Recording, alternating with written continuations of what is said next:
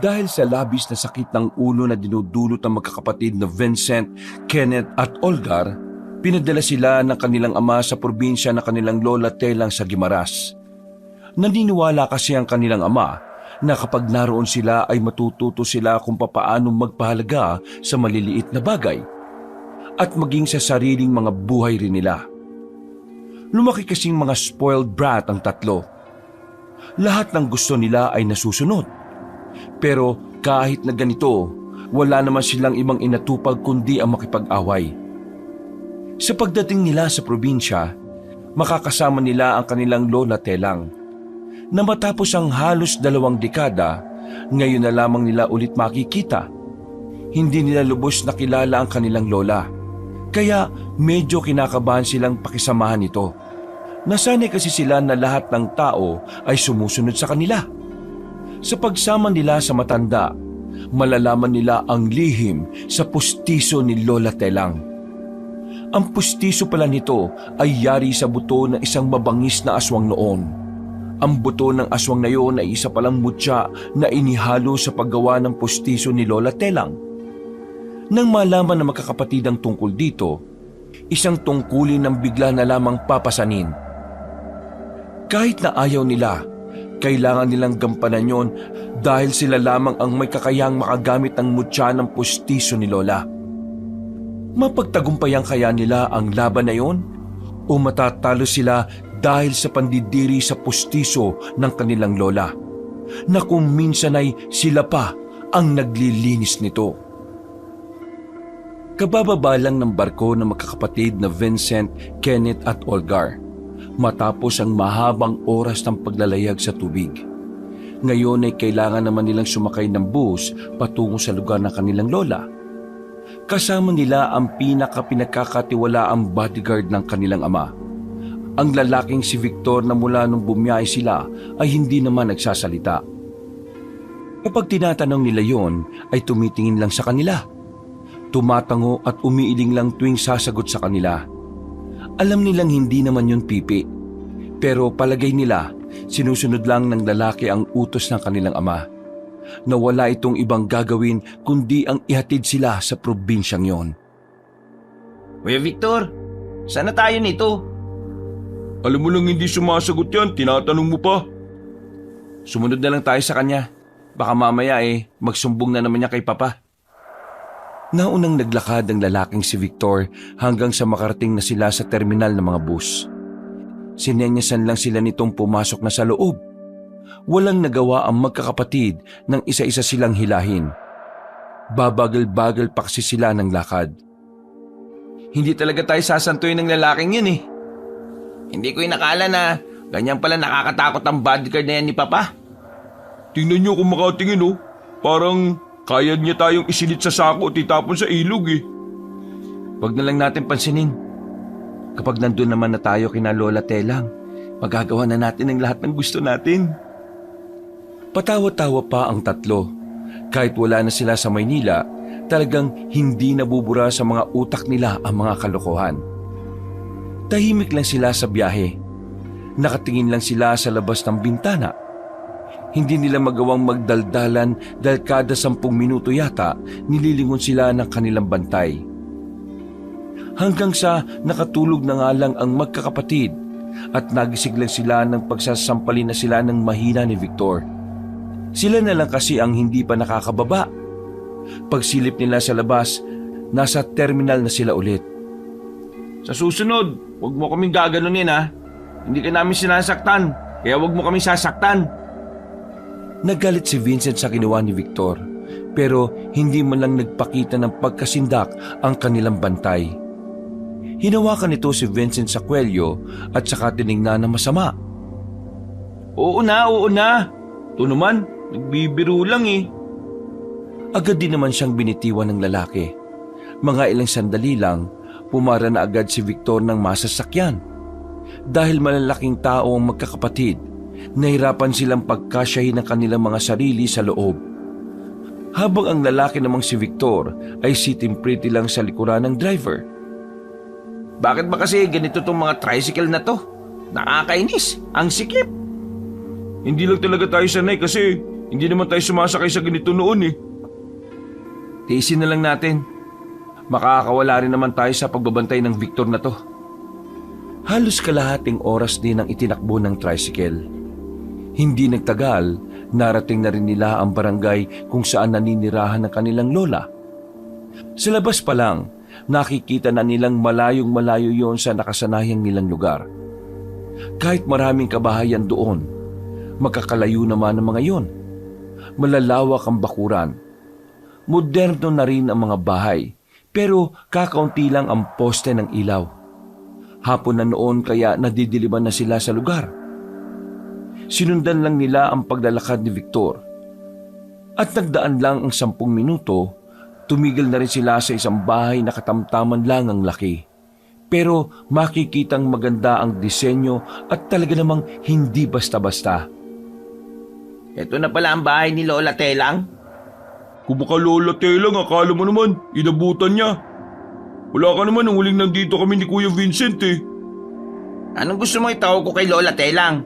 Paring Telang, Bro Telang, Telang the Great, Manong Telang o Lolo Telang? Gamitin mo nga utak mo. Uy Victor, saan ka pupunta? Hindi na sila nilingon ni Victor at naglakad na rin yun palayo. Weirdo talaga ng taong yun, oh. Hidatid lang talaga tayo, ah. Wala man lang balak pumasok sa loob kasama natin. Ibig sabihin, uuwi na kaagad yun? Hindi, baka magja-jogging siya. Pinindot na ni Vincent ang doorbell. Maya-maya lang, sa halip na ang kanilang lola ang bumungad, ay isang batang lalaki ang nakita nilang nagbukas ng maliit na gate. Lola Telang, ikaw na ba yan? Aray, bakit ka ba nang babatok? Nakita mo ng bata, Lola Telang ka pa dyan. Kayo na po ba ang sutil, spoiled at walang kwentang apo ni Manang Telang? Aba, loko to ah. Oo, ubalma ka nga. Wala naman siyang sinabing mali eh. Oo, kami nga. Nasaan si Lola Telang? Nasa loob si Manang Telang. Sumunod kayo sa akin. Huminga na lang sila ng malalim. Hindi dahil sa inis sa bata, kundi dahil sa kaba. Kahit kasi alam nilang matanda na ang kanilang lola, nababahala pa rin sila sa kung paano sila nito itinatrato. Malakas kasi ang kutob nila na kinausap na ito ng kanilang ama. Pambira, wala man lang isang kasambahay. Ako lang po ang nag-iisang katiwala ni Manang Telang. At dahil ngayon nandito na po kayo, makakapagpahinga na muna ako. Uy, anong ibig mong sabihin? Hindi naman po kayo titino kapag sinabi ko eh. Sige na po, pumasok na kayo. Bata ba talaga ito? Bakit ganito ito magsalita? Nang nasa sala na sila, ay pinaupo na sila ni Kokoy. Sandaling umalis ang bata. Akala nila ay paghahandaan sila nito ng juice at tinapay. Pero bumalik lang ito na ang daladala ay 4 na baso ng tubig na hindi pa malamig. Wala ba kayong ref? Wala po eh. Kung meron man, hindi naman po ipapagamit sa inyo. Bakit ka ba ganyan kung sumagot sa amin? Parang wala kang modo ah. Napalingon silang lahat sa hagdanan nang makitang bumaba na roon ang matandang babae. Malakas-lakas pa naman ito kahit na papano. Kahit na puti na ang lahat ng buhok nito. Simple lang ang suot nito. Hindi halatang may mga anak na milyonaryo sa Maynila. Dahil ako nagsabi kay Kokoy na maging mahigpit pagdating sa inyo. Sabay-sabay silang tumayo. Kunwari ay nagbigay galang sila. Pero ang totoo, yun ang unang beses na gagawin nila yon. Magandang gabi po, Lola Telang. Ako na po yung dating bata na inaalagaan nyo. Tapos, ito naman po si Olgar, yung maliit no na hindi pa nakakalakad. Tapos, ito naman po si Kenneth. Ampun lang po yan. Uy, ano nga po pinagsasabi mo? Siraulo ka ba? Biglang lumapit si Kokoy sa kanila na may dala namang manipis na kawayan. Pinalo sila ng bata sa mga tuhod nila. Aray! Ano ba? Kapag nandito kayo sa bahay ko, ayaw na ayaw ko na mga magagaspang ang ugali. Baka akala nyo pagbibigyan ko kayo porke lola nyo ako. Kaya kayo pinadala rito ng ama ninyo ay para hindi na kayo magdulot ng problema sa Maynila. At para ako na rin ang magdidisiplina sa inyo. Tandaan nyo.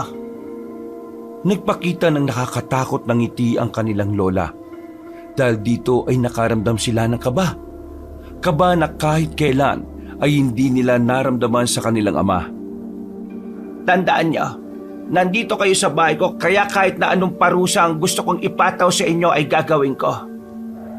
Kaya kung gusto nyong mabuhay dito, magtino kayo. Nagkakaintindihan ba tayo? Parang mga batang tumangutango na lamang ang magkakapatid. Nawala ang mga angas nila. Parang bigla na lang naputol ang mga sungay nila na hindi kayang putulin ng kanilang tatay noon. Kakay, samahan mo na sila sa magiging kwarto nila. Maghahanda lang ako ng makakain natin ngayong hapunan. Masusunod po man ng telang.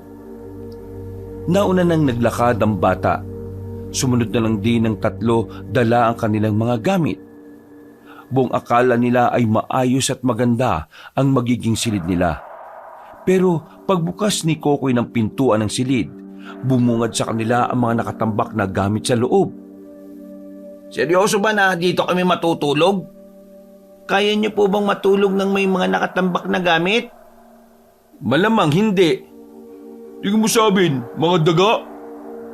Kung ganon, kailangan niyong alisin ng mga gamit na nakatambak para makatulog kayo na maayos. Pambihira naman. Kami talaga? Kararating lang namin eh. Kung hindi po kayo, sino pong pwede? Ako na bata o si Manang Telang na matanda na may-ari ng bahay na ito na siyang nagpatuloy sa inyo? Hindi na talaga ako natutuwa sa batang to eh. Kapag ako nainis, babalibagin ko na to eh. Bilisyon niyo na pong magakot ng gamit. Ilabas niyo dyan at dalhin sa likod ng bahay. Doon niyo po itambak na maayos. Kailangan hindi makalat dahil magagalit si Manang Telang. Hindi po binibigay agad ang lahat dito. Kung gusto niyo ng maginawang buhay, kailangan niyo pong paghirapan ng lahat. Maintindihan po namin kung mahirapan kayo sa una. Alam kasi namin na lumaki kayong walang silbi at ang tanging alam lang po maging pasaway at lumustay ng pera ng ama. Kanina ka ba? Aray! Pinalo siya ni Kokoy ng patpat sa tuhod. Inawat na lamang ito ni Olga ng tangkaing papatulan na ni Kenneth ang batang yun. Bawal ka po magalit kapag ang naririnig mo po ay totoo. Umpisa na po ang paglilinis dahil magluluto pa po kami ni Manang Telang. Tandaan, kung hindi kayo magrereklamo, mas mabilis po kayo matatapos. Umalis na rin ang batang si Kokoy. Napapailing na lamang si Vincent. Sobrang layo nang nai-imagine nila sa dinatnan nila. Buong akala kasi nila ay uugod-ugod na ang kanilang lola. Tipong nasa wheelchair na at umaasa na lang sa ibang tao. Akala nila sila ang mag-aalaga sa lola nila. Naisip pa nga nila na kapag gano'n ang sistema, pwede na nila yung iwanan palagi. Pero lahat ng akala nila ay akala lang pala. Dahil sa bahay na yun pala ay mararanasan nila ang hirap na hindi nila dinanas sa paraiso ng Maynila. Makalipas ang halos isang oras, naibaba na rin nila ang mga gamit. Nalinis na rin nila ang silid. Kinuha na rin nila ang kutsyon na ilalagay nila sa kama. Oras na ng kanilang pagkain noon. Kahit papaano ay masaya sila dahil alam nilang masarap ang kakainin nila. Pero nagulat sila nang makitang daing lang ang nasa hapagkainan at kanin na parang hindi pa aabot ng kalahating kilo. Mawalang galang na po. Pero ito lang po ba yung kakainin natin? Inabot na kami ng alas 9 sa kakahakot sa tambak tapos ito lang ang kakainin? Ito lang ang kinakain namin minsan. Tuwing Sabado at Linggo lang kami nagkakarne. Kung may problema ka sa ulam, pwede naman kayo matulog na. Para paggising nyo bukas ito na rin ang kakainin ninyo. Kahit gusto pang magreklamo ng magkakapatid, ay wala na rin naman silang nagawa. Tinanggap na lang nila ang ulam. Nang matapos na silang kumain, ay parang wala namang napunta sa tiyan nila. Hindi sila nabusog. Hindi naman din kasi sila marunong kumain ng daing. Nasanay sila sa mga pagkaing pangmayaman sa Maynila. Pagod ang katawan nilang tatlo, kaya naman agad din namang nakatulog si Kenneth at Olgar sa silid nila. Habang si Vincent naman nanatili itong mulat. Hindi ito makatulog kahit parang inaakit na siya ng higaan. Nakatingin lang siya sa bintana. Iniisip niya ang magiging buhay nila sa poder ng kanilang lola. Dahil ngayon pa lang, nakikita na niyang hindi sila mabubuhay na prinsipe doon. Bakit hindi ka pa natutulog? Napalingon si Vincent sa may pintuan nang marinig ang boses ng kanyang lola. Lumapit ito sa kanya at sandaling pinasadahan ang dalawang nakangangapa habang humihilik. Baka naninibago lang po ako, kaya hindi ako dinadalaw ng antok. Nasanay kasi kayo sa buhay na marangya. Kaya kahit tuloy konting kibot ng kahirapan, halos mamatay na kayo. Kung hindi lang sana kayo naging siraulo sa Maynila, hindi naman sana ganito ang kahihinatnan ninyo. Ngayon nandito na kayo sa akin, talagang matututo kayo kung papaano pahalagahan ang buhay. Hindi na lamang nakapagsalita si Vincent. Wala na rin kasi siyang lakas para makipagsabayan pa sa kadaldala na matanda.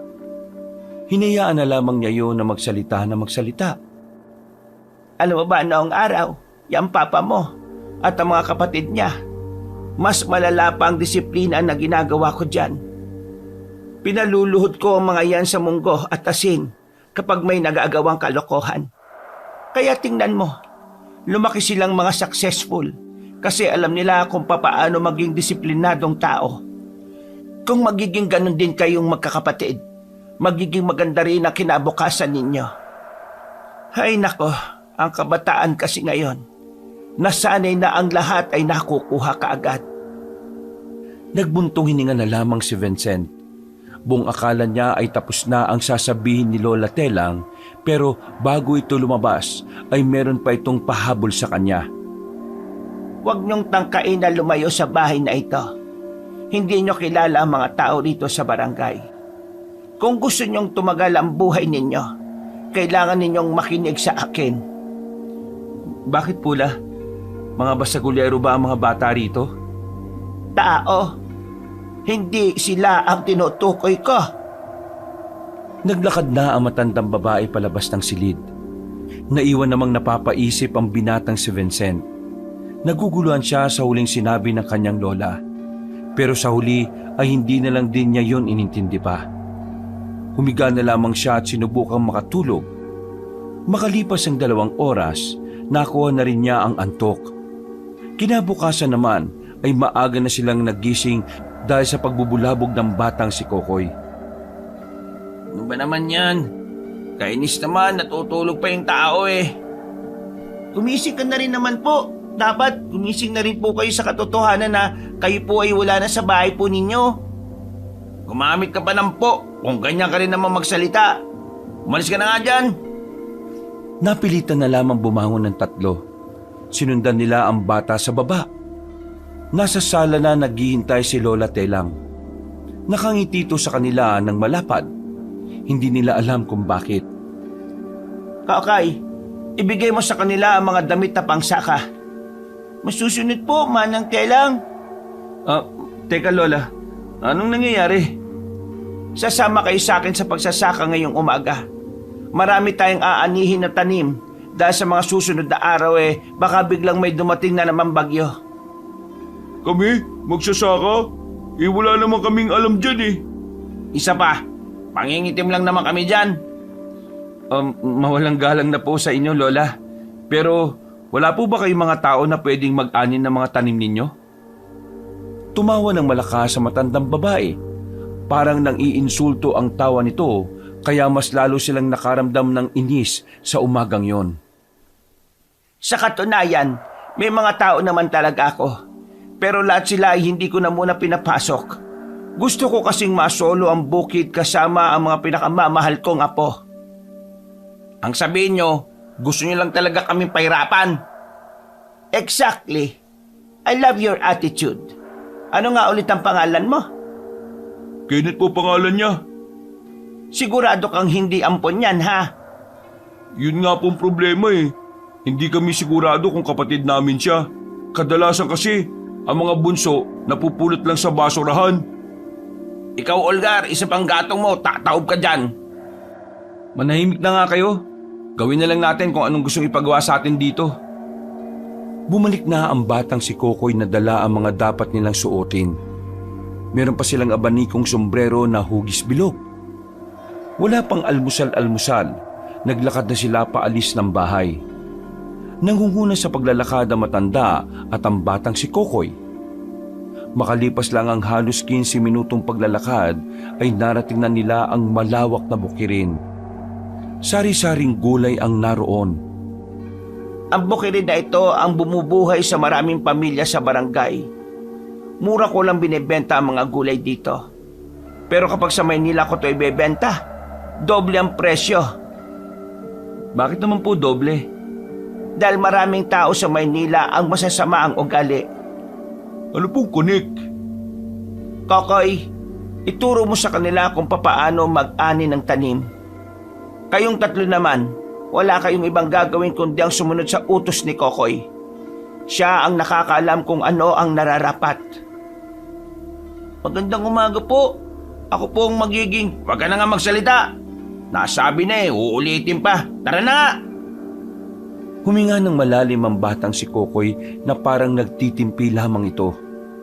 Maya-maya ay tumungo na rin sila sa bukirin. Una nilang inani ay ang mga kamatis. Wala pa silang kalahating oras ay nagsakita na ang likod nila sa kakayuko. Iiwan ko na po kayo dito. Kailangan mapuno niyo ang lahat ng basket na nandito, ha. Paalala ko lang po, wag na wag po kayong pumunta sa bandaron. Lalo na kapag sumapit na ang gabi. Ibig mo sabihin, hanggang gabi kami rito? Kung hindi niyo po bibilisan, opo. Naglakad na ang batang si Kokoy. Napapamura na lamang si Kenneth sa isip niya. Kung hirap na tayo sa unang araw pa lang, hindi ko alam kung tatagal pa tayo rito ng 1 linggo. Kailangan natin tumagal dito. Wala tayong ibang mapupuntahan kundi ito lang. Kung tumakas na lang kaya tayo, umalis tayo dito nang hindi nalalaman na matandang yun. Tingin mo, kapag tumakas tayo dito, magiging maayos din ang buhay natin? Hindi, no? Wala tayong kapera-pere. Sakyan na lang natin ang trip nila. At isa pa, baka oras na rin para tumino tayo. Maghapong nag-ani ang magkakapatid. Malapit na nilang maubos ang taniman ng mga kamatis. Isang kolum na lang ang natitira na kailangan nilang anihin. Ang kaso, unti-unti nang kumakagat ang dilim. Pagod na ang tatlo. Gutom na rin dahil kamote lang naman ang tinanghalian at mineryenta nila. Nanlalambot na ang kanilang tuhod. Parang pinagpapawisan na rin sila ng malamig. Ay, ayoko na. Pagod na ako. Nakakairita na. Saan ka naman pupunta? Uy, upo ka nga dito. Kapag umalis ka, damay-damay tayo eh. Bahala na kayo sa buhay nyo. Kung kayo kaya nyo pang magpanggap na hindi nahihirapan, pwes ako hindi. Tumayo si Kenneth at naglakad paalis. Napapailing naman sinundan ng dalawa ang kanilang kapatid. Pilit nila itong hinihila pabalik pero pumapalag-palag lang ito sa kanila. Kasasabi lang kanina ng bata na hindi tayo pwede pumunta rito. Ang kulit naman, oh. Naniniwala ka ba sa batang yon? Seryoso ka ba? Susunod ka sa isang bata? Kenneth naman, gamitin mo nga utak mo. Wala tayo sa atin. Nasa ilalim tayo ng isang sistema na hindi tayo ang kumukontrol. Pambira ka naman, oh. Makisama ka na lang kasi. Kenneth, tanda mo, nandito tayo para matuto ha. Kung ganyan ka mapag-iiwanan ka na naman. Kami kasi ni Kuya Vincent, gusto na naming matuto sa buhay Kaya tinitis namin ang hirap dito. Isa pa, gusto rin naming matuwa si Papa sa atin. Wala na tayong ibang dinudulot sa kanya sa Maynila kundi sakit ng ulo Hindi ka ba naaawa kay Papa? Medyo naging kalmado na rin si Kenneth at tumigil na rin ito sa paglalakad. Napansin nilang napalayo na sila sa bukirin. napapalibutan na sila ng nagtataasang mga puno.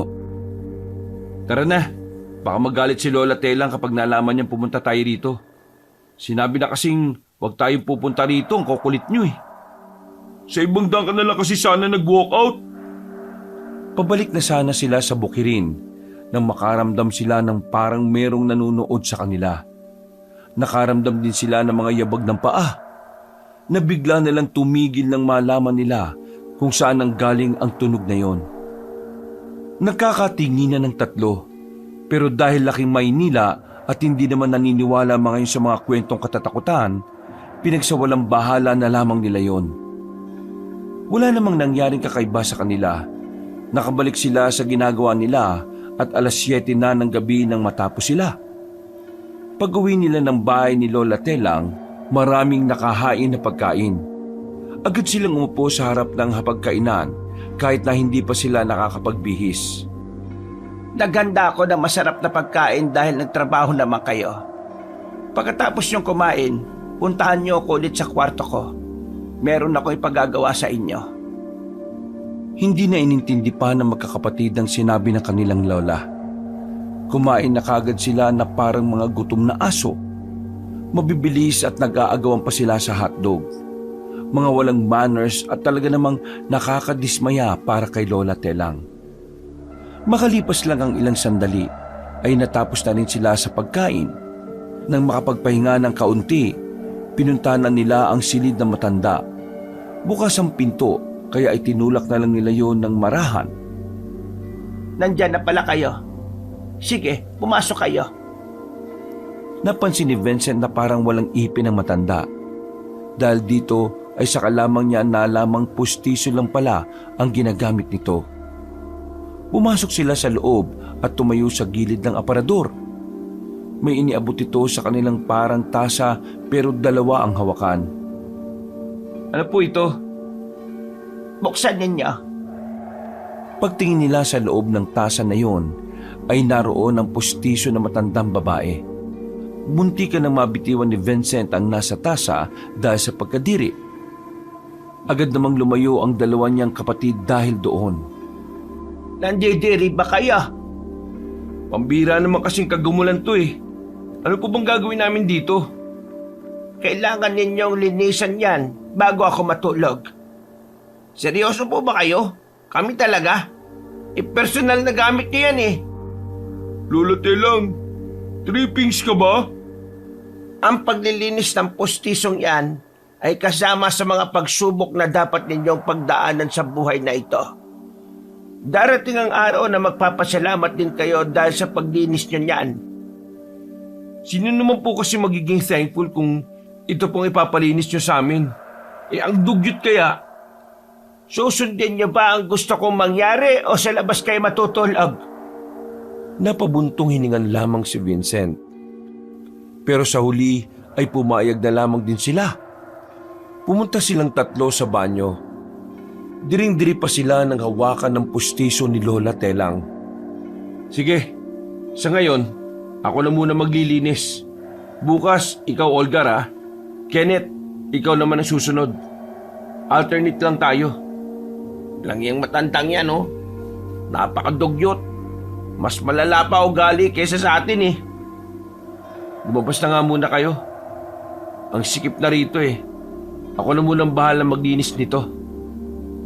Nang mag-isa na lamang si Vincent sa banyo, pinagmasdan niya ng maigi ang pustiso.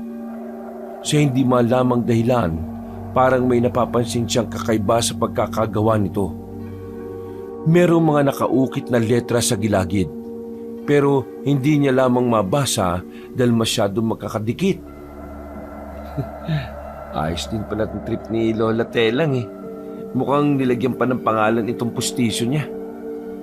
Gamit ang toothbrush na nasa banyo, ay maingat namang kinuskos ang pustiso.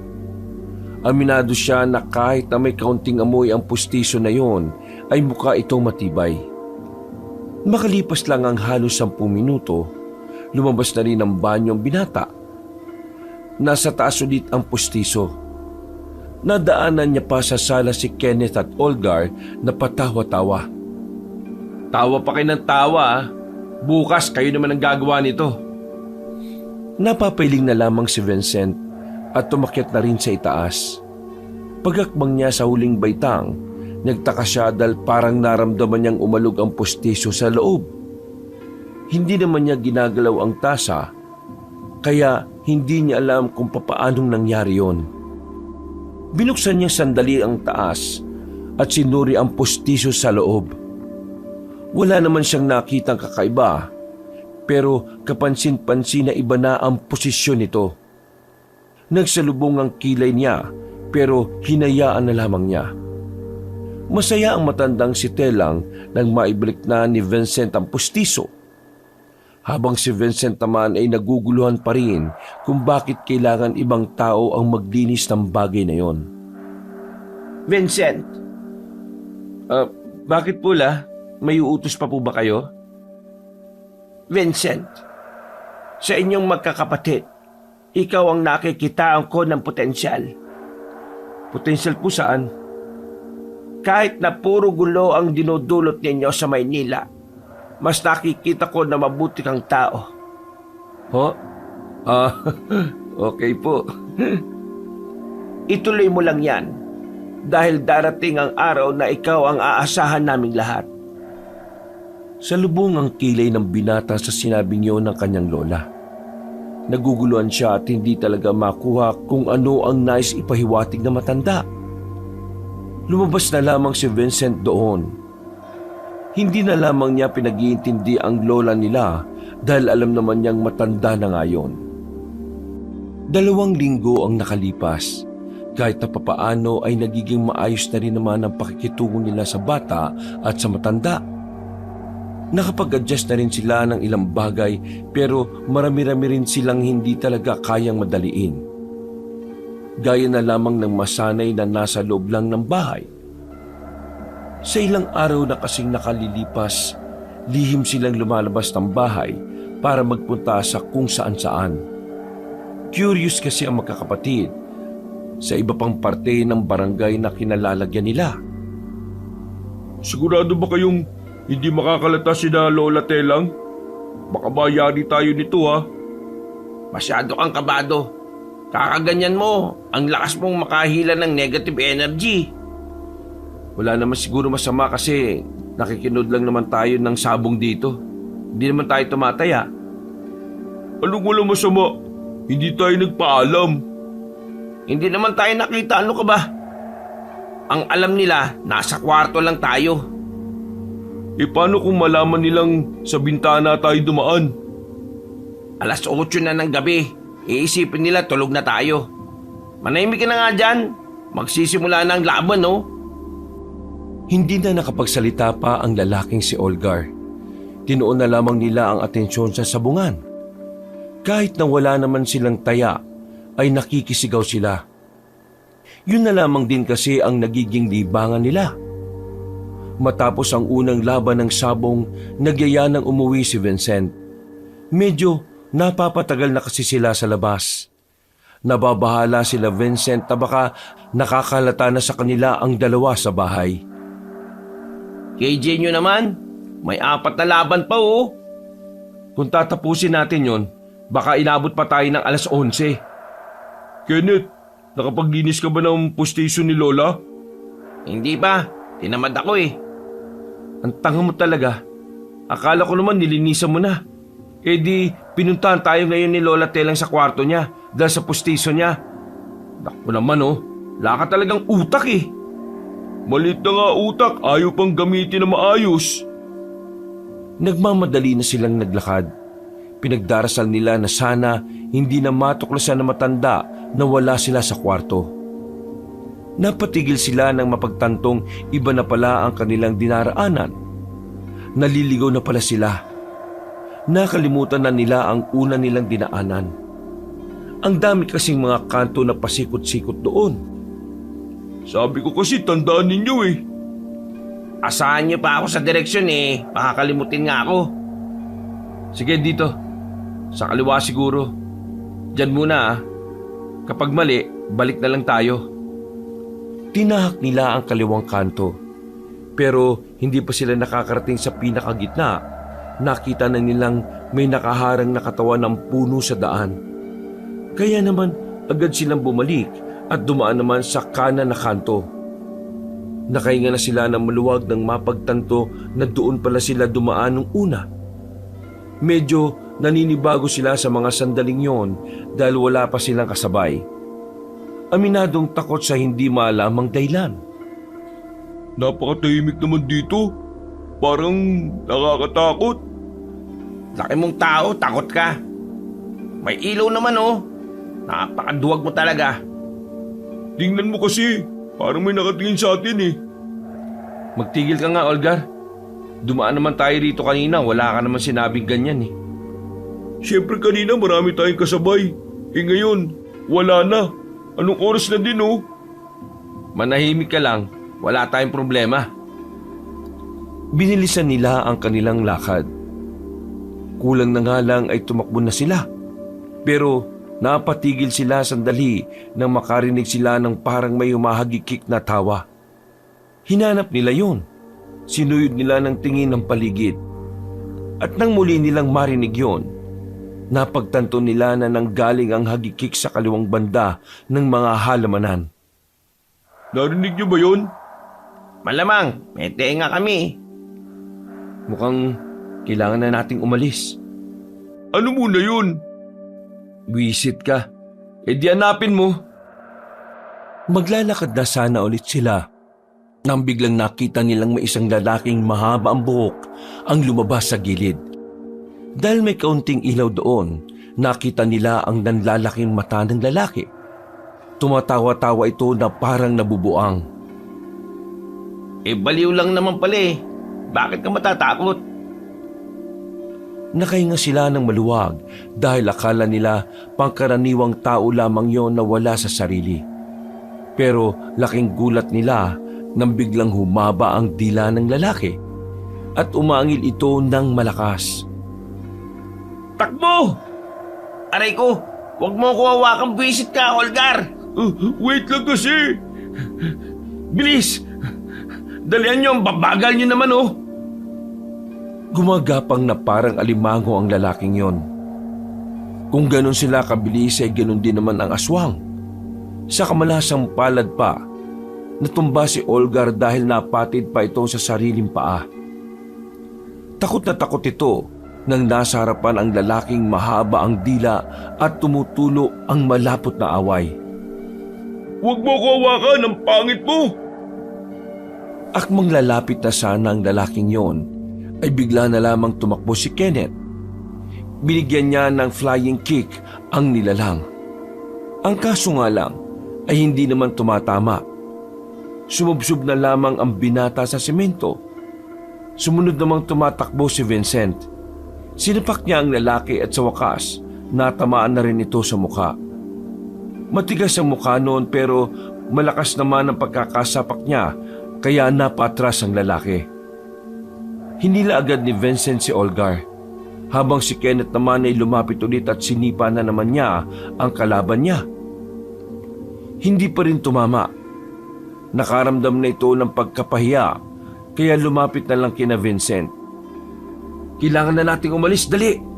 Habang nahihilo pa siya. Ang kaso nga lang, biglang humaba ang dila ng lalaki. Pumulupot yon sa paa ni Kenneth.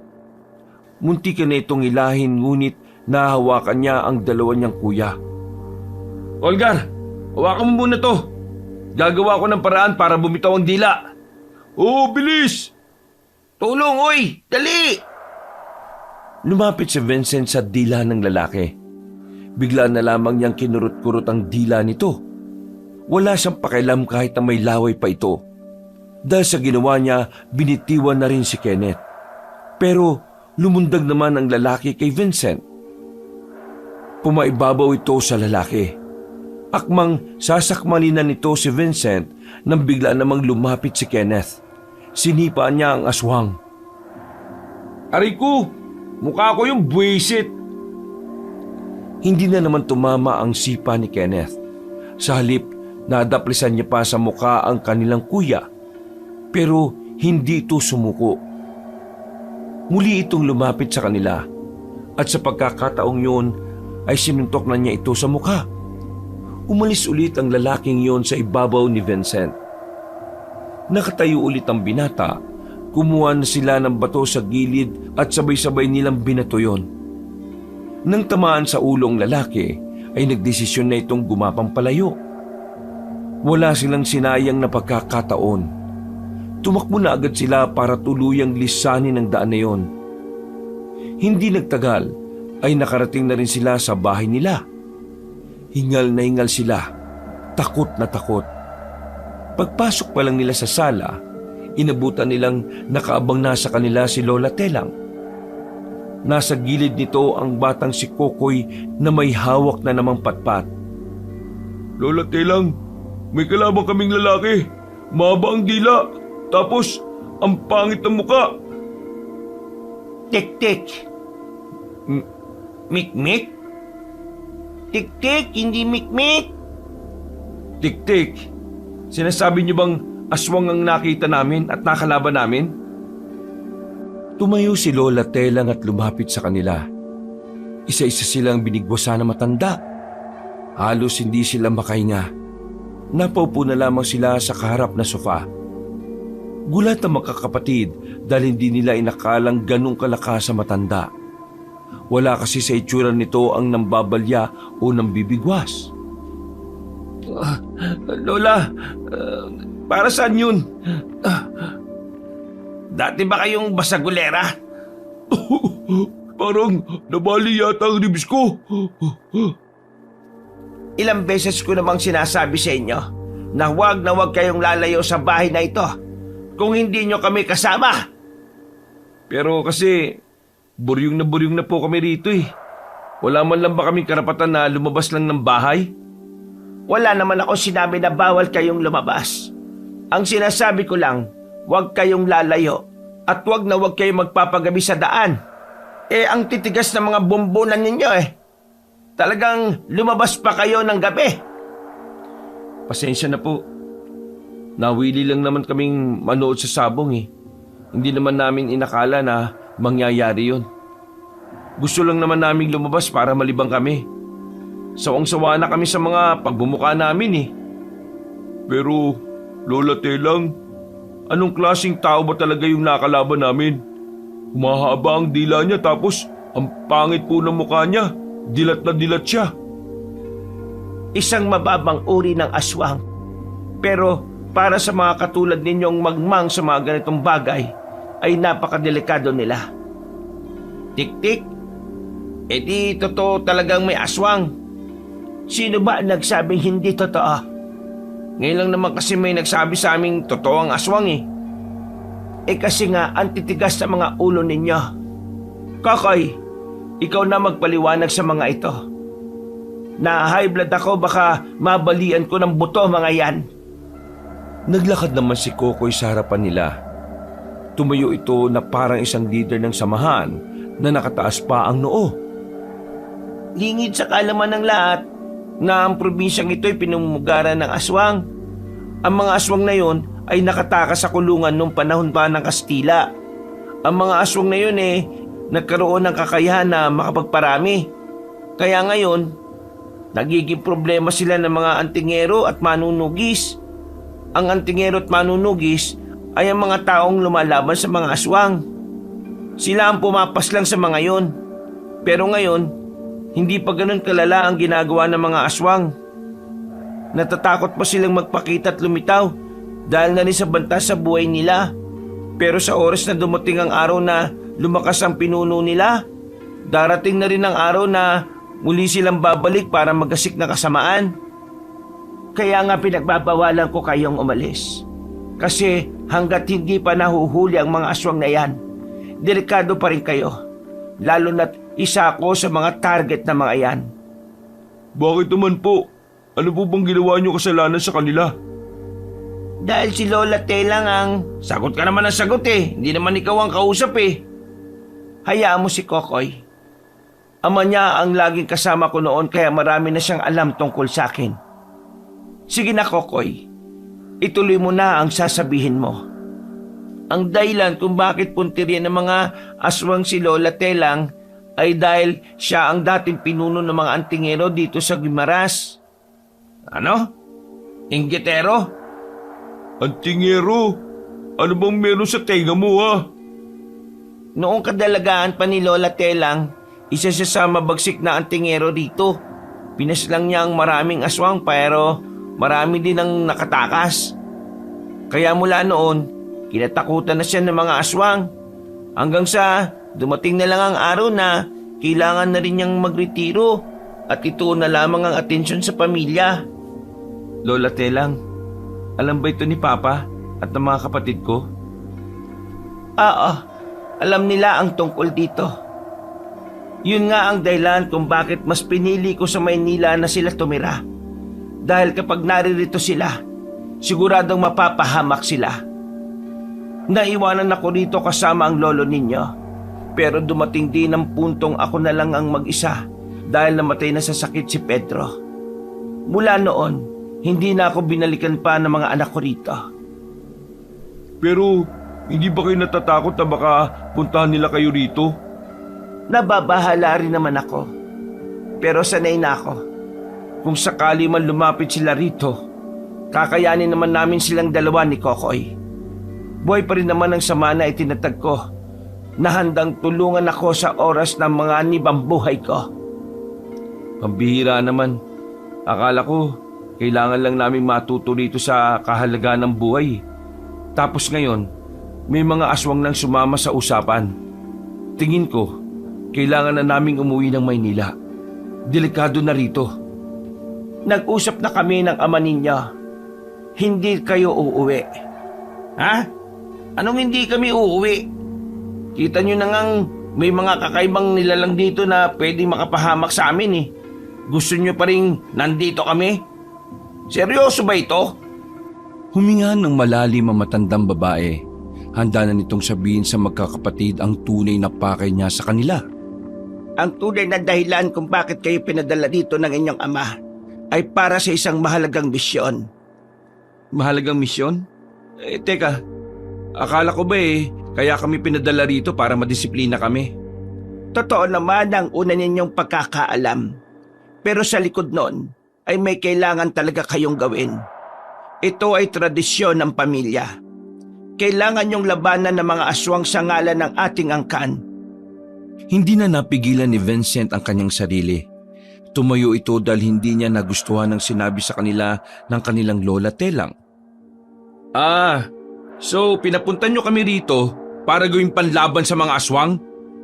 Naririnig niyo ba ang sinasabi ninyo? Kaya ba ganitong trato niyo sa amin? Kasi ang tingin niyo sa amin mga walang kwentang tao? Na okay lang na ilaban sa lintik na aswang na yon? Kasi wala namang silbi ang mga buhay namin?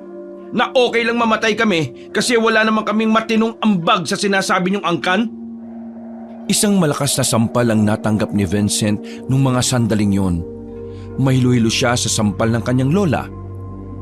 Tingin mo ba hahayaan ko lang kayong mamatay? Hindi ako tanga para isa lang kayo sa isang laban na alam kong wala namang kayong magagawa. Hindi pa rin tama na kami ang isasalang ninyo. Marami namang iba dyan O kaya, bakit hindi na lang ikaw? Tutal, malakas ka namang manampal Isa sa inyo ang itinakda na gagamit ng mutya.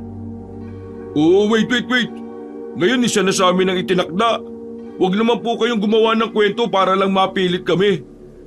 Hindi ito imbentong kwento. Ang sinasabi ko sa inyo ay nakatakda ng mangyari wala pa kayo sa mundong ito. Kayo ang nasa propesiya ng angkan natin.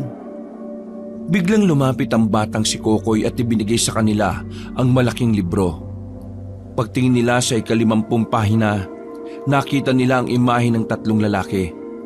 Nabasa rin nila na ang 3 magkakapatid na lalaki sa 7th henerasyon ng kanilang angkan ang magmamay-ari ng pinakamalakas na mutya. Ang mutya na siyang tatalo ng tuluyan sa mga aswang. Bakit ba kasi hindi niyo pa pinatay lahat ng mga aswang noon? Talagang kami pa ang hinintay niyo Dahil ang mutya na makapapatay sa kanila ay wala na sa aming mga kakayahan gamitin yon. Kaya naman ang kapalaran ng ating angkan at ng buong Iloilo ay ipinaubayan na lang namin sa kami ng 3 tagapagmana ng mutya. Isa sa inyo ang magiging sentro na tagapangalaga at ang 2 naman ang magiging taga-suporta. hindi kayo pinipilit. Pero isipin nyo na lang na wala kayong gagawin kahit nasa alanganin ng mga tao. Wow hindi pinipilit pero kung makapagsalita kang bata ka, para mo na rin kami kinokonsensya eh. Pwede naman kayong tumanggi. Pero kung tatanggi kayo, para na rin ninyong sinabi na wala talagang direksyon ng mga buhay ninyo. Kung sa Maynila, mga pasaway kayo, bakit hindi kayo bumawi at maging matino na kayong tao dito? Matinong tao? Paano? Sa pakikipaglaban sa mga aswang na yan? At kapag kami ang namatay, ano mangyayari? May magagawa ka ba? At least, matino kayong namatay. Abat sira ulo pala talaga tong batang to ah! Tama na ang pagtatalo. Kung talagang ayaw niyong tumulong, hindi ko na kayo pipilitin. Pinapunta ko lang naman kayo rito dahil gusto kong magbakasakali. Dahil kayo na lang naman ang pag-asa ko. Pero kung talagang ayaw ninyo, hindi ko na ipipilit pa. Kunin nyo na ang mga gamit nyo at tatawagan ko naman ang kakilala kung pwedeng magatid sa inyo paalis ngayon din. Hindi na. Kami ang aalis ng kusa. Niloko at balak nyo lang kaming gamitin para sa pansarili nyong interes eh. Tapos, parang kayo pang may ganang magalit ngayon. Hindi pansariling interes ang sinasabi ni Manang. Ay naku, manahimik ang bata ka! Ilan ka ba makakaintindi na kapag hindi ka kinakausap, huwag ka magsasalita? Hindi ka dapat nakikisali sa usapan na matatanda. Mahirap pa yon. Biglang lumapit si Lola Telang kay Kenneth sa kasinampal na malakasang binata. Gulat na gulat ito nang napasubsob pa sa sofa. Kung ayaw nyo'y umalis na kayo. Hindi yung sinisigawan mo ang kaya sa isang taong pinagkakatiwalaan ko. Talaga, aalis kami rito. Nauna nang umakyat sa taas si Kenneth para mag-impake. Sumunod naman si Olgar. Bakit naman kasi hindi nyo naman sinabi kaagad? Para naman nakapag-isip muna kami. Biniglaan nyo kami. Dahil ang sabi ng papa nyo ay malabo naman kayong pumayag kapag sinabi namin kaagad. Baka pinagtawanan nyo lang kami. Kesa naman ganito. Tingnan nyo yung dalawang kapatid ko. Galit sila. Pakiramdam nila gagawin nyo lang kaming tau-tauhan dito. Hindi yun ganon. Ganon yun. Mawalang galang na Lola Telang pero hindi ko talaga matanggap na dahil mga pariwara ang buhay namin ipipilit nyo kaming ilaban sa mga nilalang na ngayon lang naman namin nakadaupang palad. Nakakadismaya lang talaga Pagalit ding umalis ang binatang si Vincent. Nag-impake na rin siya ng kanyang mga gamit. Dahil sa kanilang inis, ayaw na nilang hintayin pa ang magsusundo at maghahatid sa kanila. Total, may pera namang pinadala sa kanila noong nakaraan mula sa kanilang ama. Pagbaba nila ng sala, naroon pa rin si Lola Telang at Kokoy. Wala silang sinasabi na kahit na ano, nakatingin lang sa kanila. Maraming salamat sa pagpapatuloy. Hanggang dito na lang siguro yung pananatili namin. At maraming salamat dahil kahit papano natuto kami sa buhay. Kahit balak nyo lang naman kaming lokohin. Lola Telang, mabuti po kayong tao. Sana sa susunod, kahit na mga wala kaming kwentang tao, sana bigyan nyo rin naman po ng halaga ang mga opinyon namin. Kasi kahit napasaway kami, mga tao rin naman po kami. O sige na po, aalis na kami. Hindi na nagsalita pa ang matanda at hinayaan na lamang silang makalabas ng gate. Dala ang kani-kanilang maleta, naglakad sila patungo sa sakayan ng tricycle. Pagdating nila sa terminal, isang tricycle na lamang ang naroon. Palapit na sana sila nang biglang may mga dumating na grupo ng kabataan. Sumakay ang mga yun sa tricycle kaya wala na rin silang masasakyan. Ang babagal nyo naman kasi. Wala na tuloy tayong masasakyan nito. Tanong mo nga kung anong oras pa magkakaroon ng tricycle dito. Bili ka na rin ng tubig, nauuhaw ako. Kung makautos naman ito, mas matanda ka sa akin. Diyos ko naman pag-aawayan pa ba yan? Sige na, bumili ka na. Masama ang tingin ni Olgar nang sundin na lamang nito ang utos ni Kenneth. Ikaw naman kasi, gumalang ka nga, mas matanda pa rin sa'yo yun. Nakakainis kasi. Nakakawala ng gana itong mga nangyayari sa atin. Kahit di naman ako naiinis Kung kailan naman medyo napapalapit na tayo kay Lola, saka pa natin malalaman to. Pero ano kaya yung sinasabi ni Lola Telang na Mutya, no? Yung ano yata yun eh. Yung bagay na kapag ginamit mo yata, makakaroon ka ng kapangyarihan. Ang gaya ng ano, makakalipad ka? Makakalipad? Ano ka? Nasa pelikula? Aswang nga, totoo eh. Yan pa kaya? Ilang sandali lang ay nakabalik na rin ang lalaking si Olgar. May dala na itong 3 tubig at binigyan naman sila ng tig-iisa. Ang sabi sa akin ng manong na yun, mamayang 4:00 pa raw ng umaga makakaroon ng masasakyan dito. Uling biyahe na raw yung kanina eh. Ay siya, pambihira naman talaga oh. Wala na tayong masasakyan? Ano, jeep ba kayo? Lakadin natin hanggang sa terminal naman ng bus. Wala naman tayong choice eh. Tara na. Bitbit ang kanilang maleta na kinakaladkad. Naglakad sila sa gilid ng kalsada. Tingin kasi nila ay kaya naman nilang lakarin yon kahit na medyo malayo-layo. Nasanay na rin kasi sila sa paglalakad ng malayo nung gala pa sila sa buong Maynila. Halos magkakalahating oras na ang nakalipas. Habang tumatagal, padilim na ng padilim ang kanilang nadaraanan. Paunti na rin kasi ng paunti ang mga poste ng ilaw at ang ilan ay kukurap-kurap pa. Natigil na rin ang kanilang kwentuhan dahil hindi na rin maganda ang nararamdaman nila. Parang pakiramdam kasi nila ay merong nakatingin sa gilid-gilid. Mas binilisan pa nila ang kanilang paglalakad. Medyo malayo-layo pa rin kasi sila kahit na parang ang tagal na nilang naglalakad. Nakalagpas sila sa madilim na parte ng daan, kaya akala nila ay makakahinga na sila ng maluwag. Pero nagkamali sila dahil ang mga sumunod na pangyayari ay ang magpapabago sa kanilang pananaw. Pumunta sila sa likuran ng abandonadong minibus sa gilid nang makarinig sila ng mga yabag ng paa. Kumuha na rin sila ng bato para kung sakaling may makita silang masamang tao o nilalang, meron silang sandata. Hanggang sa nakita na lamang nila ang babaeng iika-ika na tumatakbo palapit sa kinaroroonan nila. Sumisigaw-sigaw ito ng tulong. Napansin nilang duguan ng paa ng babae at parang kakaunti na lang ay tutumba na ito. Tutulungan sana nila ang babae pero nang lalabas na sana sila, natanaw naman nila ang isang aswang na gumagapang. Mabilis itong nakalapit sa babae. Nilapa ng aswang ang babae nang parang kumakain lang ito ng normal na pagkain. Dahil naman sa pagkagulat, walang nagawa ang 3 lalaki. Ang mga hawak nilang bato ay nabitiwan na lamang nila dahil sa takot at kaba.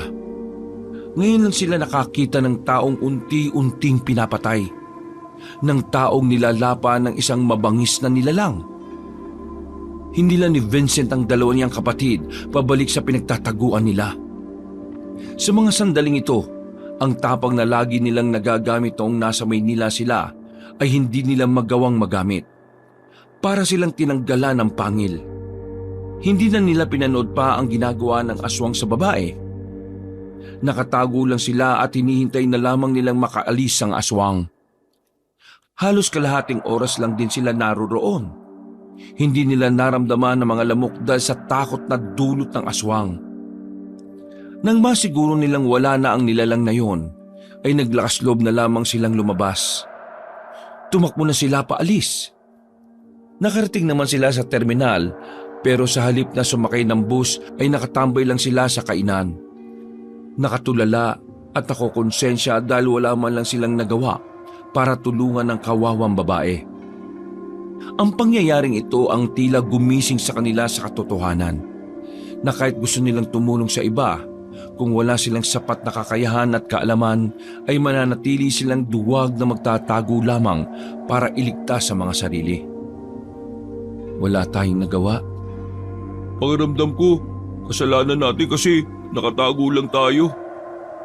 Konsensya rin naman ako pero hindi natin pwedeng sisihin ang sarili natin. Mapapahamak din naman tayo kung lumabas pa tayo ron. Kita nyo naman, di ba? Hindi ganong kabangis yung...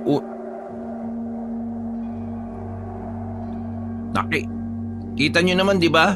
Yung unang nakalaban nating aswang hindi ganyan kabangis. Hindi yun ganun kabangis. Pero yung point na nandun tayo at nakita natin ang nangyayari, para na ring may kasalanan tayo kasi nanood lang tayo eh. Na kung tutuusin, may magagawa sana tayo kung may alam lang tayo kung papaano papatayin ng aswang na yun. Ay nako, ayoko ng ganitong pakiramdam eh. Tingin ko talaga kasalanan natin kung bakit siya namatay. Ainis naman oh. Ito na ba yung parusa sa atin kasi napakasira ulo natin sa Maynila? Gusto kong bumalik.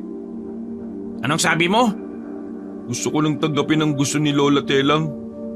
Natutulig na ba yung utak mo? Hindi ko kaya itong nararamdaman ko eh. Kailangan ko malis ang konsensya sa utak ko kasi kapag hindi, baka habang buhay ko itong dalin. Tingin mo, kapag tinanggap mo ang sinabi ni Lola, may babalik mo pa ang buhay ng babae? Mag-isip ka nga. Hindi ko na may babalik, pero kahit papano, may magagawa ko para makabawi. Sa paraan na yon, baka sakali mapatawad ako ng Diyos. Mga tol, pasensya na ah. Hindi ko talaga kaya na walang gawin eh. Akala ko nung una, wala na akong pakialam sa iba. Pero mula nang tumira tayo kay Lola Telang, ang daming nagbago sa pananaw ko eh. Siguro yun nangyari sa babae kanina. Baka sign na yun na talagang kailangan tayo ng mga tao. Nagbuntong hininga ang dalawa sa sinabi ni Olgar. Kahit ayaw nilang aminin sa sarili nila, alam nilang tama si Olgar. Sa kanilang magkakapatid, si Olgar ang mas emosyonal, ang mas madaling maapektuhan, pero ang pagiging ganito ni Olgar ang nagtulak sa kanya para mas maintindihan ng mga bagay-bagay. Kagaya na lang ng misyon na dapat ay tanggapin nila. Maintindihan ko kung ayaw nyo. Di ko naman kayo pipilitin eh. Basta ako, babalik ako. Gusto ko na sanang kahit papano maging proud naman sa atin ng tatay natin at saka gusto ko namang maramdaman na may naidulot akong maganda sa ibang tao. Sige na, babalik na ako. Sandali. Napatigil si Olgar na magsalita si Vincent. Hindi mo na ako mapipigilan, Kuya Vincent. Buo na ang desisyon ko. Hindi naman kita pipigilan eh. Sasamahan kita. Uy! Ano to, uy? Kenneth, hindi rin kaya ng konsensya ko. Kung ngayon pa nga lang eh, hindi na ako mapakali. Tapos ang sikip-sikip ng dibdib ko. Paano pa kaya kung maraming taong namatay dahil hindi natin tinanggap ang misyon? Baka mabaliw na ako nun. May punto siya, Kenneth. Ay nako, visit naman oh. Napatingin kay Kenneth ang lahat ng taong naroon nang sumigaw ito ng malakas. Ano na naman ba to? Akala ko ba nagkasundo na tayo? Kenneth, alam ko na pareho lang din tayo ng nararamdaman. Kaya alam ko rin na pareho natin gusto ang gustong mangyari ni Olgar. Nakikita ko lang sa mukha mo yung pride mo. Kaya, in denial ka pa eh. Tara na, bumalik tayo kina Lola Telang. Humingi tayo ng sorry. Ayun oh, may tricycle, tara! Pero kasi, ay nako naman, nakakainis. Wala nang nagawa pa si Kenneth nang biglang tumakbo na ang dalawa palapit sa tricycle. Agad silang sumakay roon. Dakong 3:00 na ng madaling araw na makabalik na sila sa bahay ng matandang babae. Sakto naman nagising pa rin ang dalawa sa sala. Napatayo si Lola Telang dahil sa pagkabigla. Ah, bakit kayo bumalik? Biglang lumapit si Vincent at saka niyakap sandali ang kanilang lola. Humingi ito ng paumanhin. At saka kinuwento na nila ang mga nangyari. Maging ang matandang si Telang at si Kokoy, kaya mababakas na rin ang pagkabahala habang nakikinig. So ano magiging papel namin sa sinasabi niyong misyon? At paano namin magagawa yon?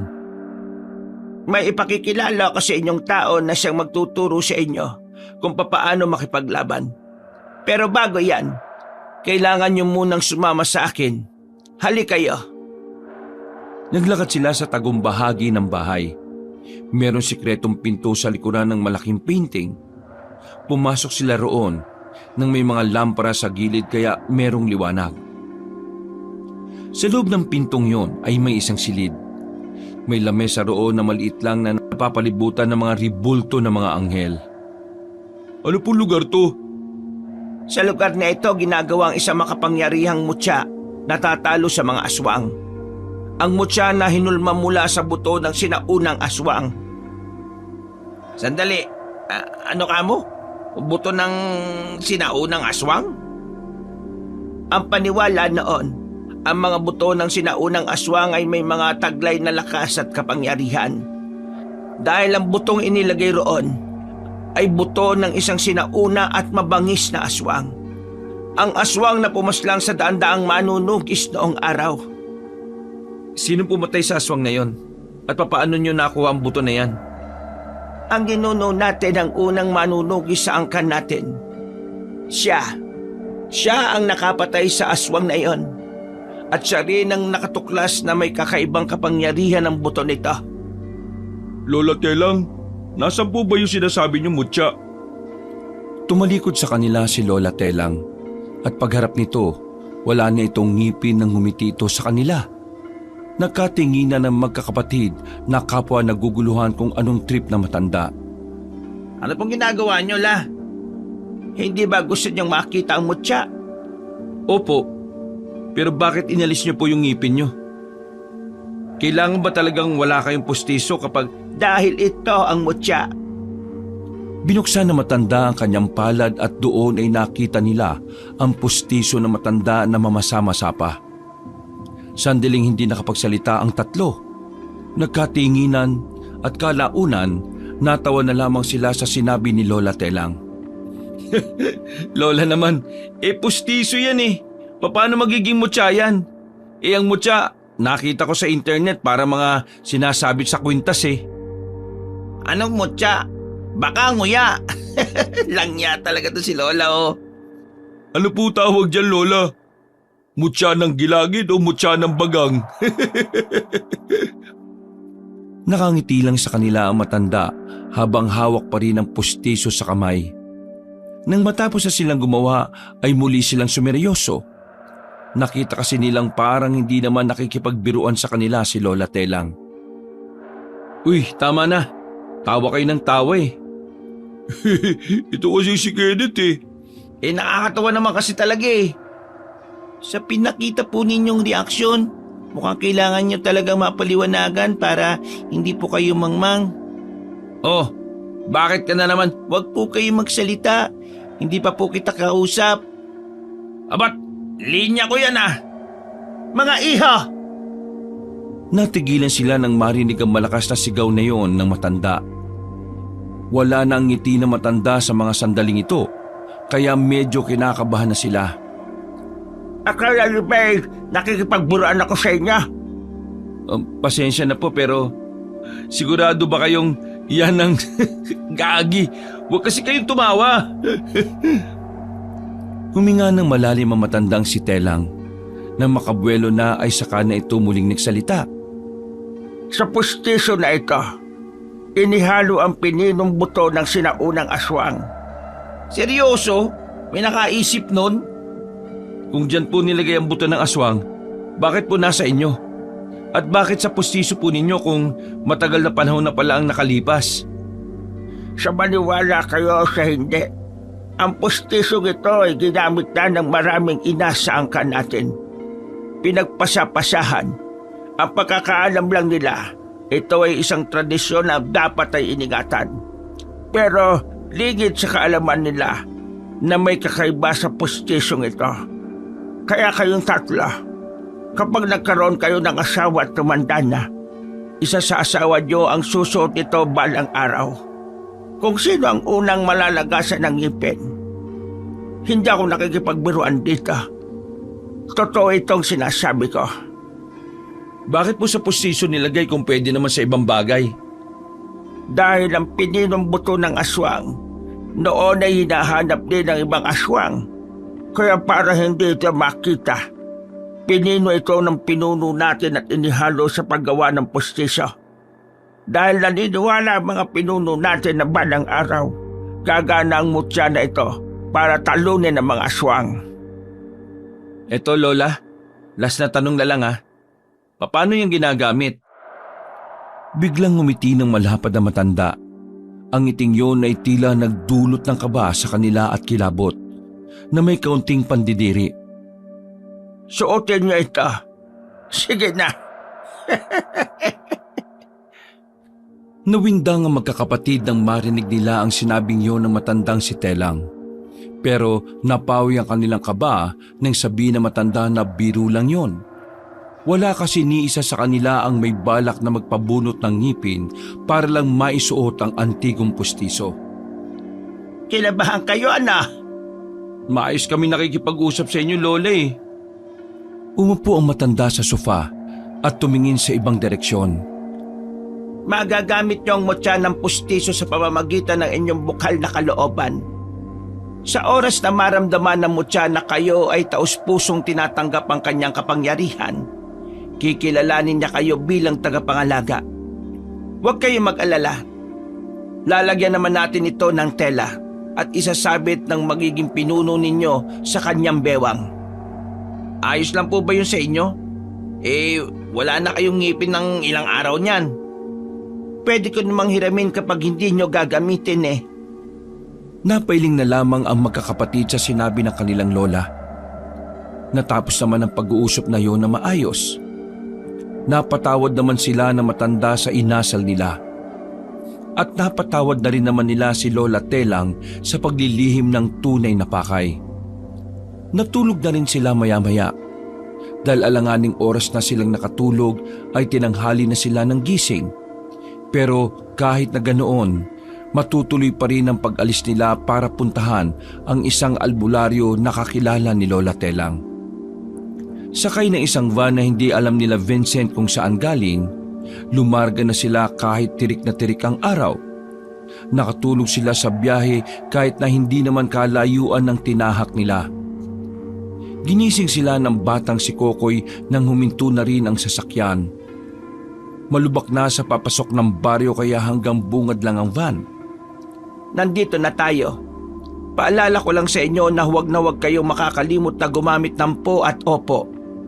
Dahil ayaw na ayaw ni Delphine ng mga taong hindi marunong magsalita ng magalang. Namamalo ng yantok yan. Tumango na lamang ang tatlo at nagsimula na rin silang naglakad.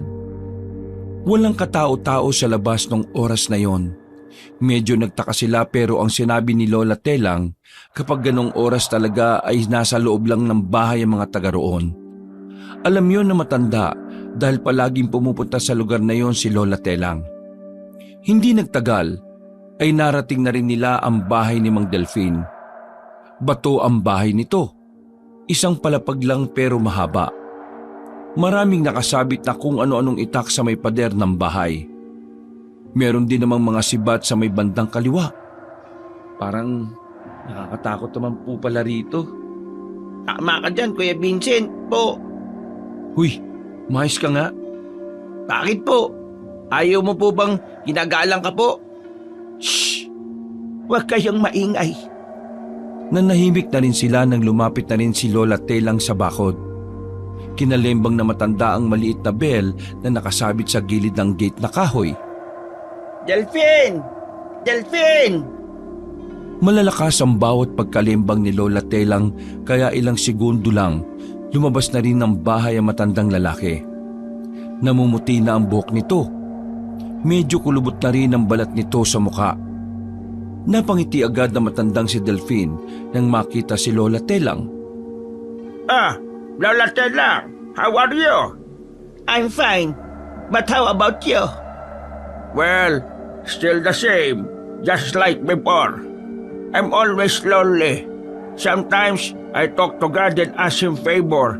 Lord, can you please give the peace I want? Because I want to rest. Oh, don't say that. You still have a mission here, so don't leave. Bakit ba sila nag-i-English? Lang yan naman oh. Di ako magaling sa ganyan eh.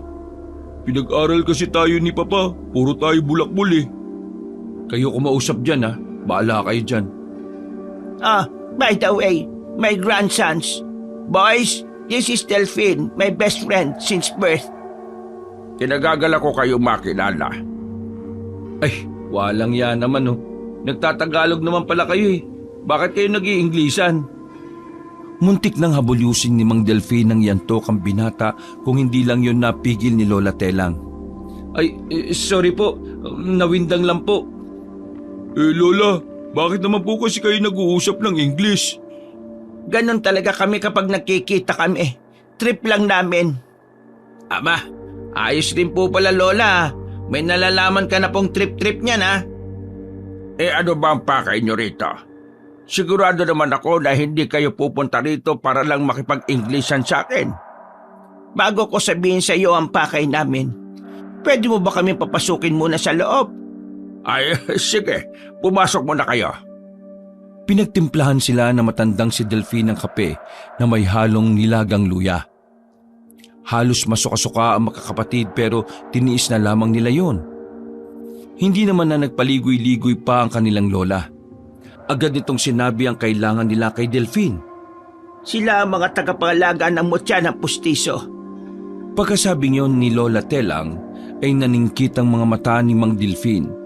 Tila ba sinusuri nito ang 3 binata. Kaya kami narito para hingin ng kausayan at kaalaman mo sa pakikipaglaban. Gusto ko sanang turuan mo sila, Delfin. Gumagawa na ng hakbang ang mga aswang. Gumagawa na ng masamang kilo si Agram. Sino po si Agram? Si Agram, siya ang pinuno ng mga aswang. Isa siya sa mga aswang na maswerteng nakaligtas noong kapanahunan ng mga Kastila. Hindi siya napatay ng dating pinuno ng mga manunugis. Ngayon, sa haba ng panahon, nakakuha na siya ng oras para magparami. Wala kaming alam kung anong klaseng aswang si Agram. Sa pagkakaalam lang namin noon, kanang kamay lang siya ng sinaunang aswang na napatay ng ninuno natin. Paano? Simulan na natin ngayon. Ang alin po? Ang pagsasaday. May iba ka pa bang naiisip na simulan? Napakamot na lamang sa ulo si Kenneth. Lihim itong nainis sa pagiging sarkastiko ng matandang lalaki. Maya-maya lang ay lumabas na rin sila agad. Isa-isa silang binigyan ng itak. Tila biglang lumakas ang pangangatawan ni Mang Delfin. Nabigla sila Vincent dahil ang liksing gumalaw na matanda. Buong akala kasi nila ay hirap na rin itong kumilos na mabilis. Wala silang sinayang na pagkakataon. Tinuruan agad sila nito ng mga galaw at mga teknik kung papaanong gagawin ang tinatawag na counter-attack. Buong akala ng 3 ay tatagal lang ng maghapon ang kanilang pagsasanay. Pero nagkakamali sila. Kinabukasan kasi ay iniwanan na sila roon ni na Lola Telang. Tinawanan pa sila ni Kokoy nang sumakay na ang mga yon sa van. Ilang linggo na nanatili sila Vincent sa poder ni Mang Delfin. Binusog sila ng albularyo sa mga kaalaman. At habang patagal ng patagal, pagaling na rin sila ng pagaling. Malaki na rin ang ipinagbago nila pagdating sa kanilang pag-iisip. Natuto na silang maging kalmado at sinusubukan na rin nilang gumawa ng maayos na desisyon sa mga kilos nila. Sa ilang araw nilang pagsasanay, nasanay na rin ang mutya sa kanilang presensya. Hindi pa man lumalabas ang tunay nitong kapangyarihan pero base kay Mang Delfin ay unti-unti na rin silang tinatanggap ng mutya ng pustiso. Eto, sige na, maggatas na muna kayo. Sariwang gatas yan galing sa baka ni Katopeng. Maraming salamat po Mang Delfin. Ayos lang ho ba kayo? Napapansin po namin itong nakaraan parang lagi kayong hinihingal. Baka naman po may dinaramdam kayo sa katawan. Magsabi lang po kayo. Ano ba naman kayo? Matanda na ako, malamang sa malamang may dinaramdam na ako sa katawan. Pero ayos lang naman ako. Hindi na big deal sa akin kung may sakit man ako o wala. Ang mahalaga sa akin magawa ko ang huling misyon ko rito sa mundo. At yun ay ang turuan kayo ng mga nalalaman ko. Bakit kung magsalita kayo parang namamaalam na kayo? Ha? Ganun ba ang dating sa inyo? Baka nga siguro ganon. Kung sakali bang mamaalam ako masaya ako nga alis. Alam niyo kung bakit? Makakasama ko na rin ang asawa ko. Alam kong matagal na niya akong hinihintay sa langit. Malapad ang ngiti ni Mang Delfin habang nakatingala. napapangiti na lang din si Vincent. Kahit sa maikling panahon pa lang nilang nakilala ang matandang albularyo, kahit na papano ay napalapit na rin sila rito. Kaya kapag masaya ang matanda, natutuwa na lang din sila. Ngayon na ang huling araw ninyo rito. Mamaya lang darating na rin ang lola ninyo. Speaking of the devil, ayan na siya oh. Napatayo sila sa kinauupuan nila nang makitang naglalakad na papalapit sa kanila ang matandang si Telang. Kamusta na kayo rito? Ayos naman po. Marami na po kaming natutunan. Mabuti naman kung ganon. Delphine, maraming salamat sa tulong mo. Inihanda mo sa laban ng mga apo ko. Huwag ka mag-alala. Sa susunod na pupunta ako rito, dadalang kita ng pinakamasarap na lambanog. Ay nako, maganda yung sinabi mo, Telang. Mang Delphine, maraming salamat sa mga itinuro niyo sa amin ha. Pinapangako po namin na ipapanalo namin ang laban. Para sa inyo, para sa mga tao, para sa kapayapaan. Hindi ako nagkamali na nagsayang ako ng oras sa inyo. Ngayon pa lang, nararamdaman ko na ang nag-aanab na tapag ninyo. Ipagdarasal ko ang inyong kaligtasan. Kampante akong mananalo kayo dahil itinuro ko na sa inyo ang lahat ng dapat nyong malaman. Lagi nyo lang tatandaan na kailangan nyo magtiwala sa mga sarili ninyo. Dahil ang mutya ng pustiso ay mas gagana kapag nararamdaman niyang buo ang inyong loob. Tatandaan po namin ang tinuro nyo. Maraming salamat po ulit. Naglakad na rin sila palayo. Kumakaway-kaway pa si Mang Delphine. Napapangiti na lamang din si Vincent. Hindi nila inakala na magiging maganda ang pagsasanay na ginawa nila. Pakiramdam niya kasi may parte ng pagkatao nila ang nabuo. Dahil na rin siguro sa lahat ng kaalaman na natanggap nila mula sa matandang albularyo. Nang makasakay na sila ulit ng van, nagulat sila nang makita ang isa namang matandang lalaki. May bigote ito at singkit ang mga mata.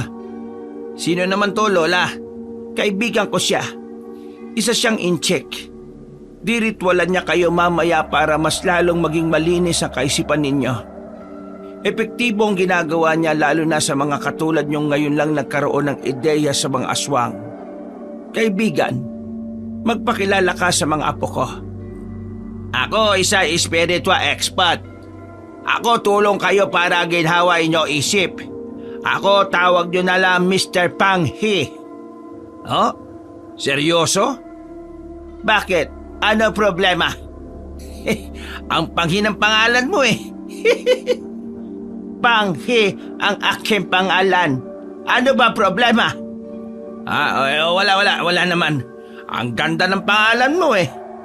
Uy, para kang timang. Kenneth, nakaalis ka lang kay Delphine, bumalik na naman yung katarantaduhan mo ha? Akin di alam ano inyo usapan. Basta ako mamaya, ritual kayo sakin. Lagot kayo sakin. Nahinto ang tawa ni Kenneth sa kanilang narinig. Nang makarating na sila sa bahay ng incheck na si Mr. Pang He, pinapasok na rin sila sa loob. Pinahiga sila sa tigi-isang lamesa. May kung anong matulis na bagay ang tinusok sa leeg nila. Kaya maya-maya lang din ay nawalan na sila ng malay. Nagising lang sila na tapos na ang ritual. Magaan ang pakiramdam nilang lahat. Pero pagbangon nila, biglang sumakit ang sikmura nilang tatlo.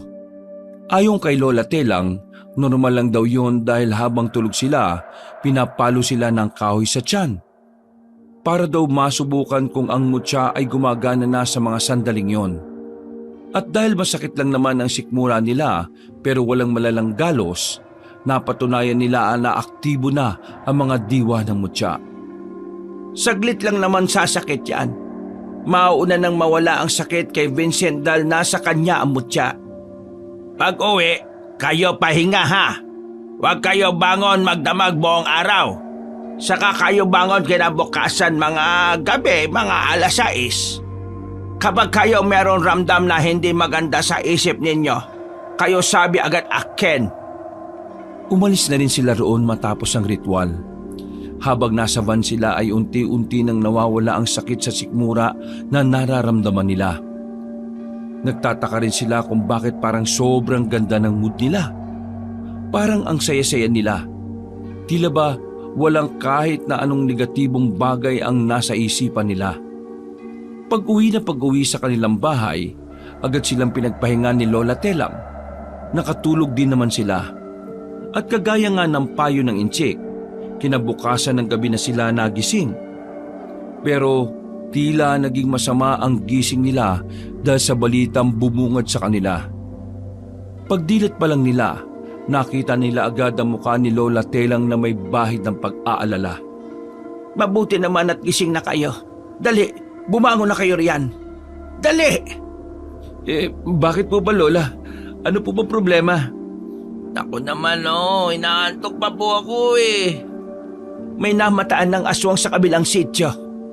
Nang marinig ng magkakapatid ang sinabing yon ni Lola Telang, ay agad silang napabangon.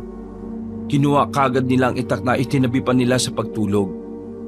Kailangan niyong puntahan ng aswang na yon bago pa siya makagawa ng hindi maganda. Walang sinayang na sandali ang tatlo. Pipikit-pikit pa silang lumabas ng bahay. Mga kuya, mag-iingat po kayo ha. Wow! First mo yatang gumalang ah. Kumari pa sila ng takbo patungo sa sinasabing direksyon. Nang marating nila ang kabilang sityo, naramdaman nila ang presensya ng aswang. Nakita nilang tila nagliwanag ang mutya ng pustiso na nakasabit sa bewang ni Vincent. Dahil dito ay naramdaman na rin nilang tila nadagdagan ang lakas ng kanilang katawan. Alerto lang kayo, tingin ko, hindi siya pangkaraniwang aswang. Tinahak pa nila ang daan hanggang sa marating na rin nila ang abandonadong bahay sa bandang dulo. Nakarinig sila ng babaeng umiiyak, humahagulgol, pero hindi agad sila nagpadala doon dahil alam nilang baka pakanalang ng aswang yon. Isa kasi sa mga natutunan nila ay ang kakayahan ng mga aswang na mandinlang gamit ang kanilang iyak. Lumabas ka dyan! Hindi mo kami maloloko! Pero hindi pa rin tumigil ang iyak na kanilang naririnig. Palakas pa yun ng palakas. Hindi kaya totoong boses yun ng babae? Hanapin kaya natin siya. Nag-iisip ka ba? Baka mamaya sinusubukan lang tayong lokohin ng aswang. Paano kung totoong babae naman yung umiiyak? Tapos namatay na naman siya at wala na naman tayong nagawa. Makokonsensya na naman tayo nito eh. Sa sinabing ito ni Olgar, ay tila napaisip naman ng dalawang binata. Nagkaroon man sila ng pag-aalinlangan pero mas nangibabaw ang konsensya nila. Kaya sa huli, hindi na sila nag-atubili pang puntahan ng aswang na yon dahil sa konsensya. Nakalimutan na nila ang mga payo ni Mang Delfin na maging matalino sa lahat ng oras. Maraan silang naglakad patungo sa likuran ng isang bahay. Nang sumilip sila sa gilid, nakita nila ang babae nakasiksik sa sulok ng mga kahoy na nakatambak. Miss, ayos ka lang ba? Anong nangyari sa'yo? Yung aswang hinahabol niya ako. Tulungan niyo ako, nandiyan na siya. Nanatiling nakasiksik ang babae at hindi pa rin ito inaalis ang palad sa muka. Huwag ka mag-alala, miss. Nandito naman kami. Hindi ka namin pababayaan. Hindi mo ba alam na magagaling kami? Kapag kami kasama mo, ligtas ka. Nagyabang ka na naman eh. Wala pa nga tayong nakakaharap na aswang ngayon. Miss, gusto mo bang kami ang lumapit sa'yo? O ikaw na lang ang lalapit? Natatakot ako pakiusap. Kayong lumapit sa akin. Sige, ako na ang lalapit. Kenneth, Olgar, magbantay kayo sa paligid ha. Sandali. O bakit miss? Hindi ba kayo aswang? Ha? Huwag kayong lumapit kung mga aswang kayo. Baka nagpapanggap lang kayo. May sira pala ulo mo eh. Mukha ba kaming aswang? Naniniguro lang ako. Natatakot ako kanina pa eh. Naintindihan ka namin. Pero gusto ko lang sabihin sa'yo na hindi kami mga aswang. Tagapangalaga kami ng mutya. Kung ganon, sige. Lumapit ka na. Pasensya ka na, ayokong tumayo. Wala na kasi akong tiwala sa kahit na sino eh. Marahang naglakad si Vincent habang palingon-lingon pa sa paligid. Nang isang dipa na lang ang pagitan ni Vincent sa babae, bigla yung nag-angat ng tingin. Kahit madilim, nakita pa rin ni Vincent ang malahalimaw na mukha ng babae. Nahawakan siya ng babae sa kwelyo. Akmang sasakmalin siya nito pero buti na lang ay agad siyang nakabalik sa katinoan. Sinuntok niya ang babae sa tagiliran na naging dahilan para mamilipit ito sa sakit. Binunot niya ang itak at saka tinagayon sa leeg. Mabilis na bumagsak ang babae. Tagas agad ang dugo nito sa lupa. Kasalanan mo to eh. Kung di sana kami nagpadala sa sinabi mo di sana hindi malalagay sa alanganin ng buhay ng kuya natin. Aray ko, bakit kasi nagpadala rin kayo? Lesson learned to. Kapag may narinig tayong umiiyak, huwag agad tayong maniwala. Mapanin lang pala talaga ang mga aswang. Mukhang hindi lang yan ang nag-iisang aswang ngayon dito sa sityo. Ang dami ko pang nararamdaman. Kaya nga kailangan na nating libutin ang sityo na ito bago pa sila may masaktan na tao. Tara! Bago umalis ay muling tiningnan ni Vincent ang babaeng aswang. Napangisi nilang siya dahil hindi siya makapaniwala na nagawa siyang linlangin ng babaeng yon. Tumakbo sila papasok sa isang kanto. Tahimik ang mga kabahayan. Nakasarado ang mga bintana at pinto kahit na anong oras pa lang naman. Parang alam din ng mga residente na may mga mababangis na nilalang na gumagala sa kanilang lugar. Mga kaibigan, alam kong naririnig niyo po ako. Hindi kami kalaban. Mga manunugis kami.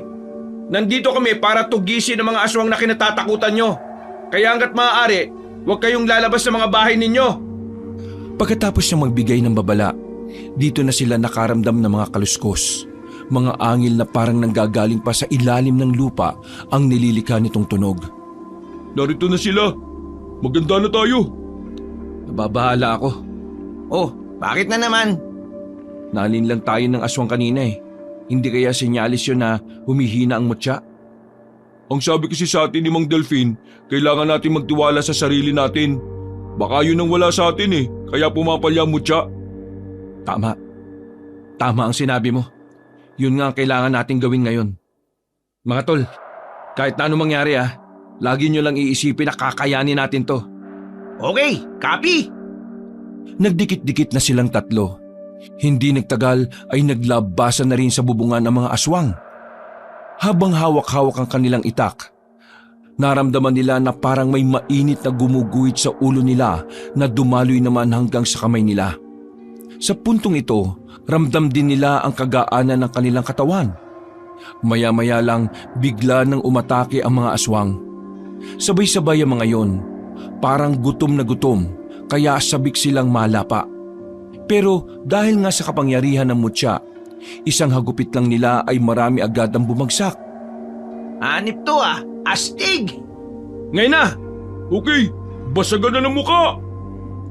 Ibinalik na ni Olgar ang itak sa tagiliran niya. Kamao na lamang ang gamit ito sa pakikipaglaban. Mas gusto kasi nitong basagin ang mukha ng aswang kaysa patayin kaagad. Samantala, si Vincent naman ay kakaibang bilis at lakas ang pinapakita. Habang si Kenneth naman ay parang nilalaro lang ang pakikipaglaban. Ubus sa mga loko! Nang mas maging buo ang kanilang loob, ay mas lalo nilang naramdaman ang kakaibang lakas at kapangyarihan na tila dumadaloy sa kanilang mga ugat. Parang ang gaan-gaan ng buong katawan nila. Nang matalo na nila ang unang grupo ng mga aswang, nakarinig na naman sila ng malalakas na angil. Sumunod nito ay ang mga nagsisigawang mga tao. Dahil malakas ang kanilang pakiramdam sa mga sandaling ito, ay dali-dali na silang tumungo roon. Ayun! Nakita nila ang mga aswang na sigilang sa pagpasok sa kabahayan na naroroon. Hindi na sila nag-atubiling lumapit. Sinamantala nila na gumagana ng maayos ang daladala nilang mutya ng pustiso. Sige, ayan! Mga buwisit kayo, o ano? Parang showtime na to mga tol! Ini-enjoy lang ng magkakapatid ang pakikipaglaban nila sa mga aswang. Wala silang maramdaman na kahit na anong takot o pangamba. Parang nagbalik ang pakiramdam nila sa tuwing nakikipag-away sila sa Maynila. Ang katawagan nga nila sa ganitong pakiramdam ay chill-chill lang. Makalipas lang ang halos 5 minuto ay nakabulagta na ang mga aswang. Agad naman nilang pinasok ang bahay at inabutan nilang naroon pa ang isang pamilya. Lahat ay nakasuksok sa sulok ng bahay. At ang padre de pamilya naman ay meron pang sugat sa braso. Sige na po, lumabas na po muna kayo. Pumunta kayo sa pamunuan ng barangay. Naroon ang ibang tao. Huwag kayong mag-alala. Ligtas doon dahil maraming nakapalibot na pangontras sa paligid ng barangay.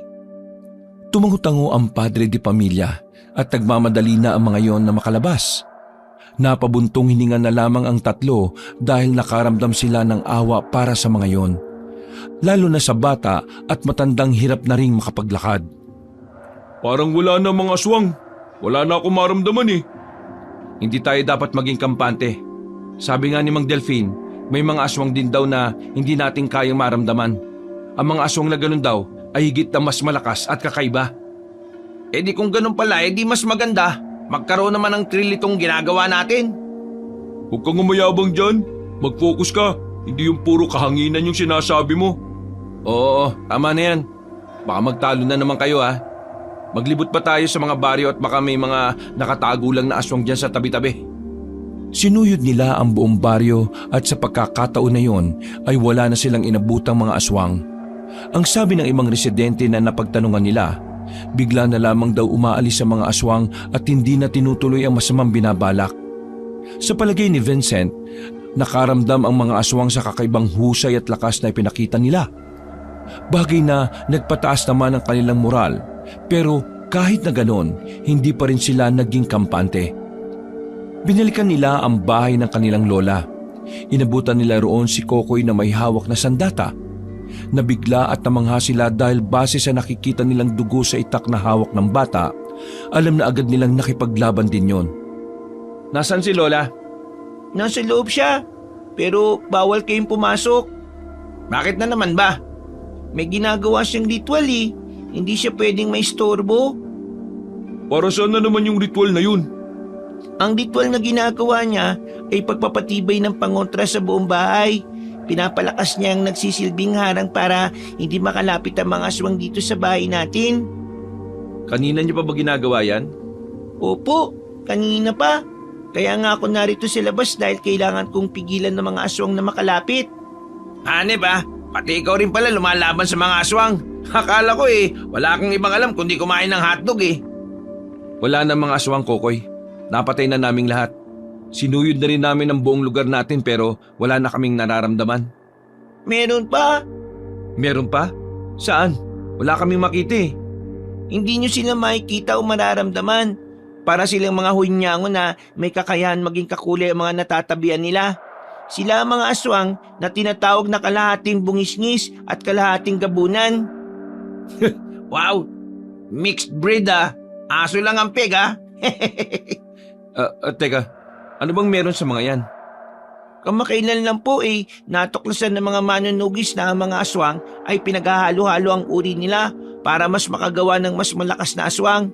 Wala pang tawag sa ganong aswang pero pinaghalong bungisngis at gabunan ng aswang na yon. Kapag may narinig lang kayong biglang tumatawa, sila na yun.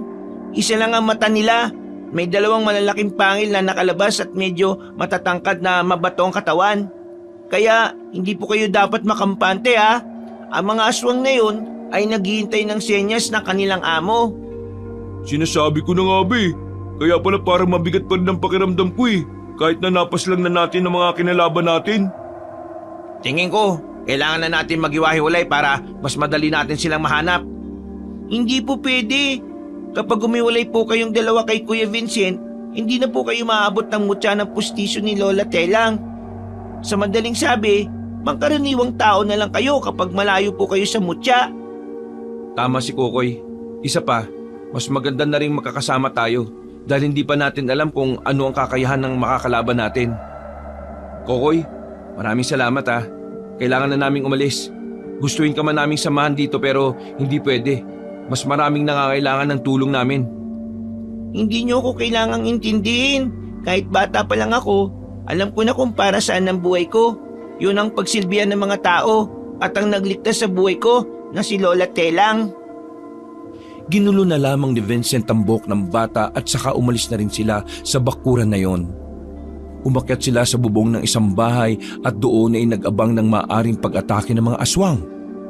Maging alerto lang kayo ha. Uy, Kenneth, huwag tatanga-tanga ha. Umayos ka. Ako pa talaga ang tatanga-tanga ha. Ano pa to? Hindi naman tayo magiging tatanga-tanga kung magtitiwala tayo sa sarili natin at sa mutya ng pustiso ni Lola. Tama si Olgar. Kailangan lang natin maging buo lagi ang loob natin. Kanina pa tayo dito pero wala naman lumalabas na aswang. Tama ba talagang naghintay tayo dito kaysa tayo maganap? Tandaan mo na ang mga makakalaban natin kaya maging kakulay ang katabi nilang bagay. Hindi natin sila basta-basta makikita. Kung gagala-gala tayo, baka magulat na lang tayo umaatake na sila nang hindi nating nalalaman. Nagbuntong hininga na lamang si Kenneth. Naiinip na kasi ito sa magiging laban nila kontra sa mga aswang na tinatawag nilang mixed breed. Halos 10 minuto na silang nakatambay sa itaas ng bubong. Mga ilang sandali lang, nakita na rin nila ang isang aswang na 5 bahay lang ang layo sa kanila. Mukhang hindi sila napapansin ng aswang na yon. Kaya naman nagmamadali na silang bumaba sa bubungan at tinakbo ang kinaroroonan ng kalaban. Kaso, nang umakyat sila sa bubungan ay wala silang inabutan. Wala rin silang maramdaman o marinig na kahit na anong tunog. Hindi na naman natin inabutan. Babagal-bagal kasi. Magsasalita pa sana si Vincent nang biglang makarinig sila ng bungisngis. Isang tawa na parang pilit na pilit pero parang namimilipit na ang tiyan sa kakatawa. Pagkatapos nilang marinig yon, ay nakita na lang nilang may nakadapa na sa harapan nila. Hinila nito ang paa ni Kenneth at saka inilaglag sa bubong. Kenneth! Wala na silang nagawa kundi ang labanan na lang din ng aswang na yon. Kagaya nga ng sinabi ni Kokoy sa kanila, nakakatakot ang anyo ng ganong uri ng aswang. Olgar, ngayon na! Lumusob silang dalawa, pero tumalon pababa ang aswang na yon at si Kenneth ang nilapitan. Binuhat nun si Kenneth at ibinalibag sa harap ng drum. Aray ko po! Visit naman talaga oh! Tumalon na rin ang dalawa palapit sa aswang. Mabilis na hinigupit ni Vincent ang kalaban nila at tinamaan naman agad yun sa balikat. Napabagal nila ng bahagya ang kalaban nila. Ang kaso nga lang, sa puntong ito ay dumami na rin ang kaharap nila. Kainis, inunan niyo pa talagang umatake kaysa tulungan niyo ako makatayo ha? Nakatayo ka naman mag-isa kaya para saan pa ang tulong? Focus! Focus! Ano ba naman kayo? Hindi bababa sa 5 ang nakapalibot sa kanilang mga aswang. Lahat ng yun ay aswang na sinasabi sa kanila ng batang si Kokoy. Sandaling pumikit si Vincent para kumuha ng matinding konsentrasyon. At nang muli siyang dumilat, naramdaman na niya ang kakaibang lakas na tila dumadaloy sa kanyang mga ugat. Hindi ito nagsayang ng pagkakataon. Sabay-sabay silang umatake sa mga kalaban nila. Buong buo ang kanilang loob at talaga namang determinado nilang mapaslang agad ang kanilang mga kalaban. Ang kaso nga lang, katulad nila ay mabibilis din ang mga ito. Dumating na rin sa puntong nasugatan na si Olgar at Kenneth. Pero buti na lang ay hindi rin naman ganon kalala. Hindi na biro to ah! Focus lang. Malalaman din natin ang kahinaan ng mga yan. Sa likod mo! Tinaga ni Vincent ang isang aswang na muntikan ng makalapit sa likuran ni Kenneth. Napatras ang aswang nang maramdaman nito ang malalim na hiwa sa dibdib nito. Sa paglipas pa ng mga sandali, talagang pinahirapan sila ng mga aswang na yon. Tumagal na ang oras pero hindi pa rin nila nauubos. Mga ilang sandali pa ay nakita nilang tila nagbabago na naman ng anyo ang mga kaharap nila. Nabigla sila dahil ang buong akala nila yun na talaga ang anyo ng mga aswang. May iba bago pa pala ang mga yon. Pero habang nasa proseso ang mga yon ng kanilang pagpapalit anyo, walang sinayang na pagkakataon ng 3. Pinagtatataga nila ang mga yon at pinagtatatarakan ng hawak nilang itak.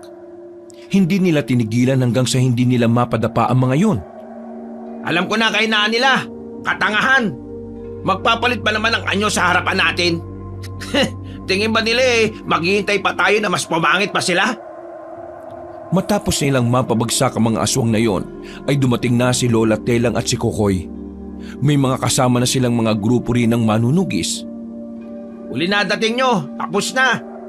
Hindi pa rito natatapos ang laban. Paparating pa lang ang mga tunay na kalaban. Tunay na kalaban? Paparating na sila. kasama ang pinuno nilang si Agram.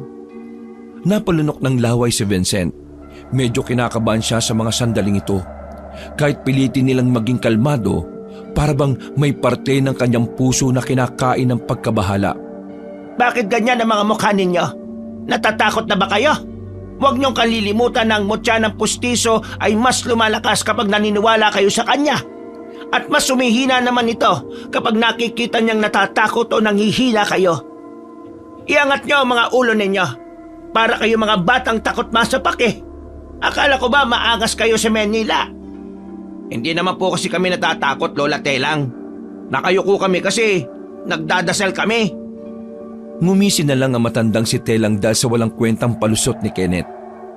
Ilang sandali lang ay pinakalat na rin ni Lola Telang ang mga kasamahan nila. Ang tatlo naman ay pinapwesto sa mismong harapan ng baryo para harapin ang sinasabing pinuno ng mga aswang na si Agram. Malalalim ang paghinga na kanilang pinakakawalan at hindi nga rin nagtagal, naramdaman na nilang may mga paparating ng aswang. Sa kagubatan dumaan ang mga yon. Kahit nasa malayo pa lang, ramdam na agad ni Vincent ang kakaiba at malakas na presensya na sa palagay niya nagmumula yon sa pinuno ng mga aswang. Umanda kayo! Hindi tayo pwedeng kabahan. Kailangan buo pa rin ang loob natin mga tol. Focus lang! Mananalo tayo rito! Nang makita na nilang naglabasa na sa kagubatan ng mga aswang, tumayo yon sa harapan ng lugar nila na ilang metro lang ang layo sa kanila. Nakita na nila roon ang matandang may hawak-hawak ng tungkod. Maputi na rin ang buhok at sa unang tingin pa lang mukha ng uugod-ugod. Ito na ang tamang pagkakataon para bawiin kung ano man ang para sa amin mga tao. Magbabayad kayo sa maraming taon na pang-aabuso sa aming mga aswang. Mga kasama, lumusob na kayo! Kanya-kanyang lipad sa ere ang mga aswang papasok sa kanilang lugar. At sa isang iglap lang nagsimula na rin ang kaguluhan. Habang nangyayari ang gulo ay nakita ni Vincent na nakatayo lang ang matandang lalaki. Parang alam nitong silang tatlo ang may hawak ng mutya ng pustiso. Tumakbo naman na mabilis ang tatlong binata para harapin yon. Kayo pala ang pinagmamalaki ngayon ni Telang. Mukhang wala kayong alam sa mundo. Pero nararamdaman kong merong kayong ibubuga. Dami mong daldal, tanda. Simulan na natin to. Hindi na nagsalita pa ang matandang aswang. Bigla na itong may hinilang latigo na nanggagaling sa loob ng tungkod. Hindi alam ng tatlo kung papaano nagkaroon ng latigo doon. Pero ang pinagtutuunan nila ng pansin ay ang biglang pagbabago ng itsura na matanda. Hindi na yun mukhang uugod-ugod. Ang katawan nito ay parang katawan na ng isang lalaking maginoo. Nabigla na lamang sila nang biglang umatake ang matanda. Mabilis itong nakatakbo palapit sa kanila at saka hinagupit sila ng latigo. Hindi man sila tinatamaan, naramdaman naman nila ang malakas na impact.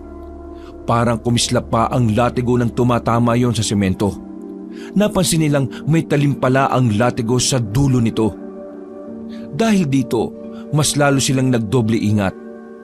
Dito na nila napagtanto ng matandang ito ang talagang magpapahirap sa kanila. Anong problema? Akala ko ba isisimulan na natin? Kenneth, Algar, sa kabilang gilid kayo. Palilibutan natin siya. Sumunod ang dalawa, pero sa ginawa nilang pag-atake, hindi pa rin yung naging sapat. Sa halip, tinamaan lang sila ng latigo sa katawan. Pare-pareho na silang nasugatan. Pero mas malalim ang sugat ni Olgar kaya agad naman itong napaupo. Ayos lang ako. Mag-focus lang kayo. Buong tapang na lumusob si Vincent at Kenneth. Pero kahit na anong gawin nilang pag-atake, naiilagan lang sila ng pinunong aswang. Naiinis na si Kenneth sa mga sandaling yon. Kaya naman hindi na nito naiwasan na mag-isang lumusob. Kenneth, huwag kang padalos-dalos! Pinagtatataga ni Kenneth si Agram. Pero dahil hindi naman ito gumagamit ng utak at tanging emosyon lang ang ginagawang sandata, wala ring nangyari sa ginawa niya. Nadakma siya ni Agram sa leeg at saka binalibag sa lapag. Pinagsisisiba at pinaghahataw ito ng latigo ng maraming beses. Hindi pa yun matitigil kung hindi lang lumapit si Vincent. Agad niyang kinuha ang kapatid at dinala kay Olgar. Ayaw mo kasi makinig eh. Para ka naman tanga eh. Tanga naman talaga yan eh. Hindi na nakapagsalita si Kenneth sa mga sandaling ito dahil sa dami ng sugat at bugbog. Patawa-tawa pa ito kahit na nahihirapan na dahil sa mga kirot na nararamdaman. Olgar, bantayan mo tong kapatid natin ha. Ako na munang bahala sa aswang na ito. Lalapit pa lang si Vincent ay nagulat na siya nang makitang nasa gilid na niya si Agram. Nilatigo siya nito at tinamaan siya sa likuran. Hindi pa yun nakontento at sinundan pa ng ilang ulit. Sa isang iglap, sugat-sugat na rin ang binata. Nakaluhod na ang isang tuhod niya. Nang tingnan naman niya ang mga kasama nila ay nahihirapan na rin sila sa laban. Maging si Kokoy at Lola Telang ay ganun din. Kaya hindi na nila yon maaaring hingan pa ng tulong. Isa pa, hindi papayag si Vincent na umasa sa iba. Tumayo siya muli kahit na paggewang-gewang na rin. Bakit? Akala mo ba ganun-ganun na lang ako susuko?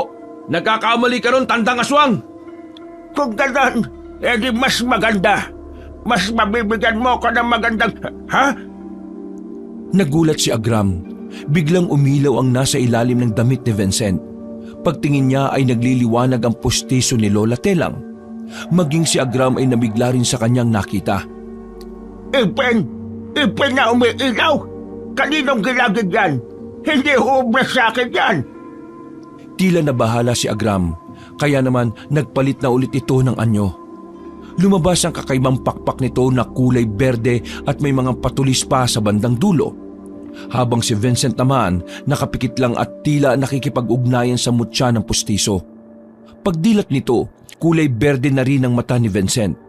At ang nararamdaman nitong tila kuryente sa katawan niya ay parang mas lalong lumalakas. Mas tumalas din ang pakiramdam niya. Kaya kahit isang dangkal na lang ang pagitan nila ni Agram ay nagawa niya pang makaiwas. Sa halip na umatras, gumawa si Vincent ng pag-atake habang hindi nakahanda ang depensa ng kalaban niya. Hinataw niya ng malakas ng taga si Agram na naging dahilan para mapatigil ito. Hinawakan ni Vincent ang pustiso, habang si Agram naman ay nakahawak sa tagiliran na tumatagas ang dugo. Hindi mo kakayanin ang kapangyarihan na meron ng pustisong ito. Galing pa ito sa hininga ng matatandang walang ngipin. Mas lalong lumakas ang nararamdaman ni Vincent sa kanyang katawan. Agad niyang nilapitan si Agram at itinaas ang itak sa ere. Buong akala ni Agram ay tatagain siya ni Vincent. Pero isang malakas na kaliwang suntok ang natanggap nito. Sa lakas ng suntok ay nabali ang leeg na matanda. Agad itong bumagsak sa lapag. Matanda ka na. Kailangan mo nang ipahinga ang buhay mo para wala ka ng maperwisyong tao. Hindi na makapagsalita pa si Agram, pero humihinga pa yon at nanlilisik ang matang nakatingin sa kanya. Muli, itinaas ni Vincent ang itak niya at sa hindi maalamang dahilan, narinig niyang tila may bumulong sa kanya. Napalagay niya ay nagmumula yun sa mutya. Isang bulong na nagsasabing tapusin na niya ang buhay ng pinunong aswang. Itinarak ni Vincent ang itak sa dibdib ni Agram. At dahil dito, tuluyan na ngang binawian ng matanda. Hindi pa tapos ang labanan noon ng mga sandaling yon, kaya pinuntahan na muna ni Vincent ang mga kasama nila. Tinulungan niya ang mga yon para ubusin na ang mga aswang. At hindi nga nagtagal, ang tagumpay na inaasam ay nakamit na rin nila. Sinunog nila ang lahat ng bangkay ng mga aswang. Ang mga abo ng mga iyon ay ibinaon nila sa lupa at dinasalan para hindi na muling magamit sa kasamaan. Matapos ang laban, halos lahat sila ay nakaratay sa higaan. Kinaumagahan, sugatan kasi talaga ang mga katawan nila, lalong-lalo na ang binatang si Kenneth na nakalimutang gumamit ng utak. Sa kanilang pagkapanalo, natuwa ang kanilang ama nang makaabot na roon ang nangyari. Sa unang pagkakataon, narinig nila ang salitang proud mula sa ama nila. Dahil naipanalo na nila ang laban, may pagkakataon na sila ulit na makabalik sa Maynila. Pero mas pinili na lamang nilang samahan ang kanilang Lola Telang. Hindi lang para lumaban sa mga aswang, kundi gusto nilang alagaan na matanda. Gusto nilang lubusin ang mga oras na kasama nila ito. Bilang pagbawi na rin sa lahat ng sakit ng ulo na kanilang dinulot. Masaya ang kalooban ni Vincent Dahil sa wakas ay naramdaman na rin nilang magkakapatid na meron ng silbi at direksyon ang kanilang buhay. At sa bagong kabanata ng kanilang buhay ay mas pagbubutihin na nila ito.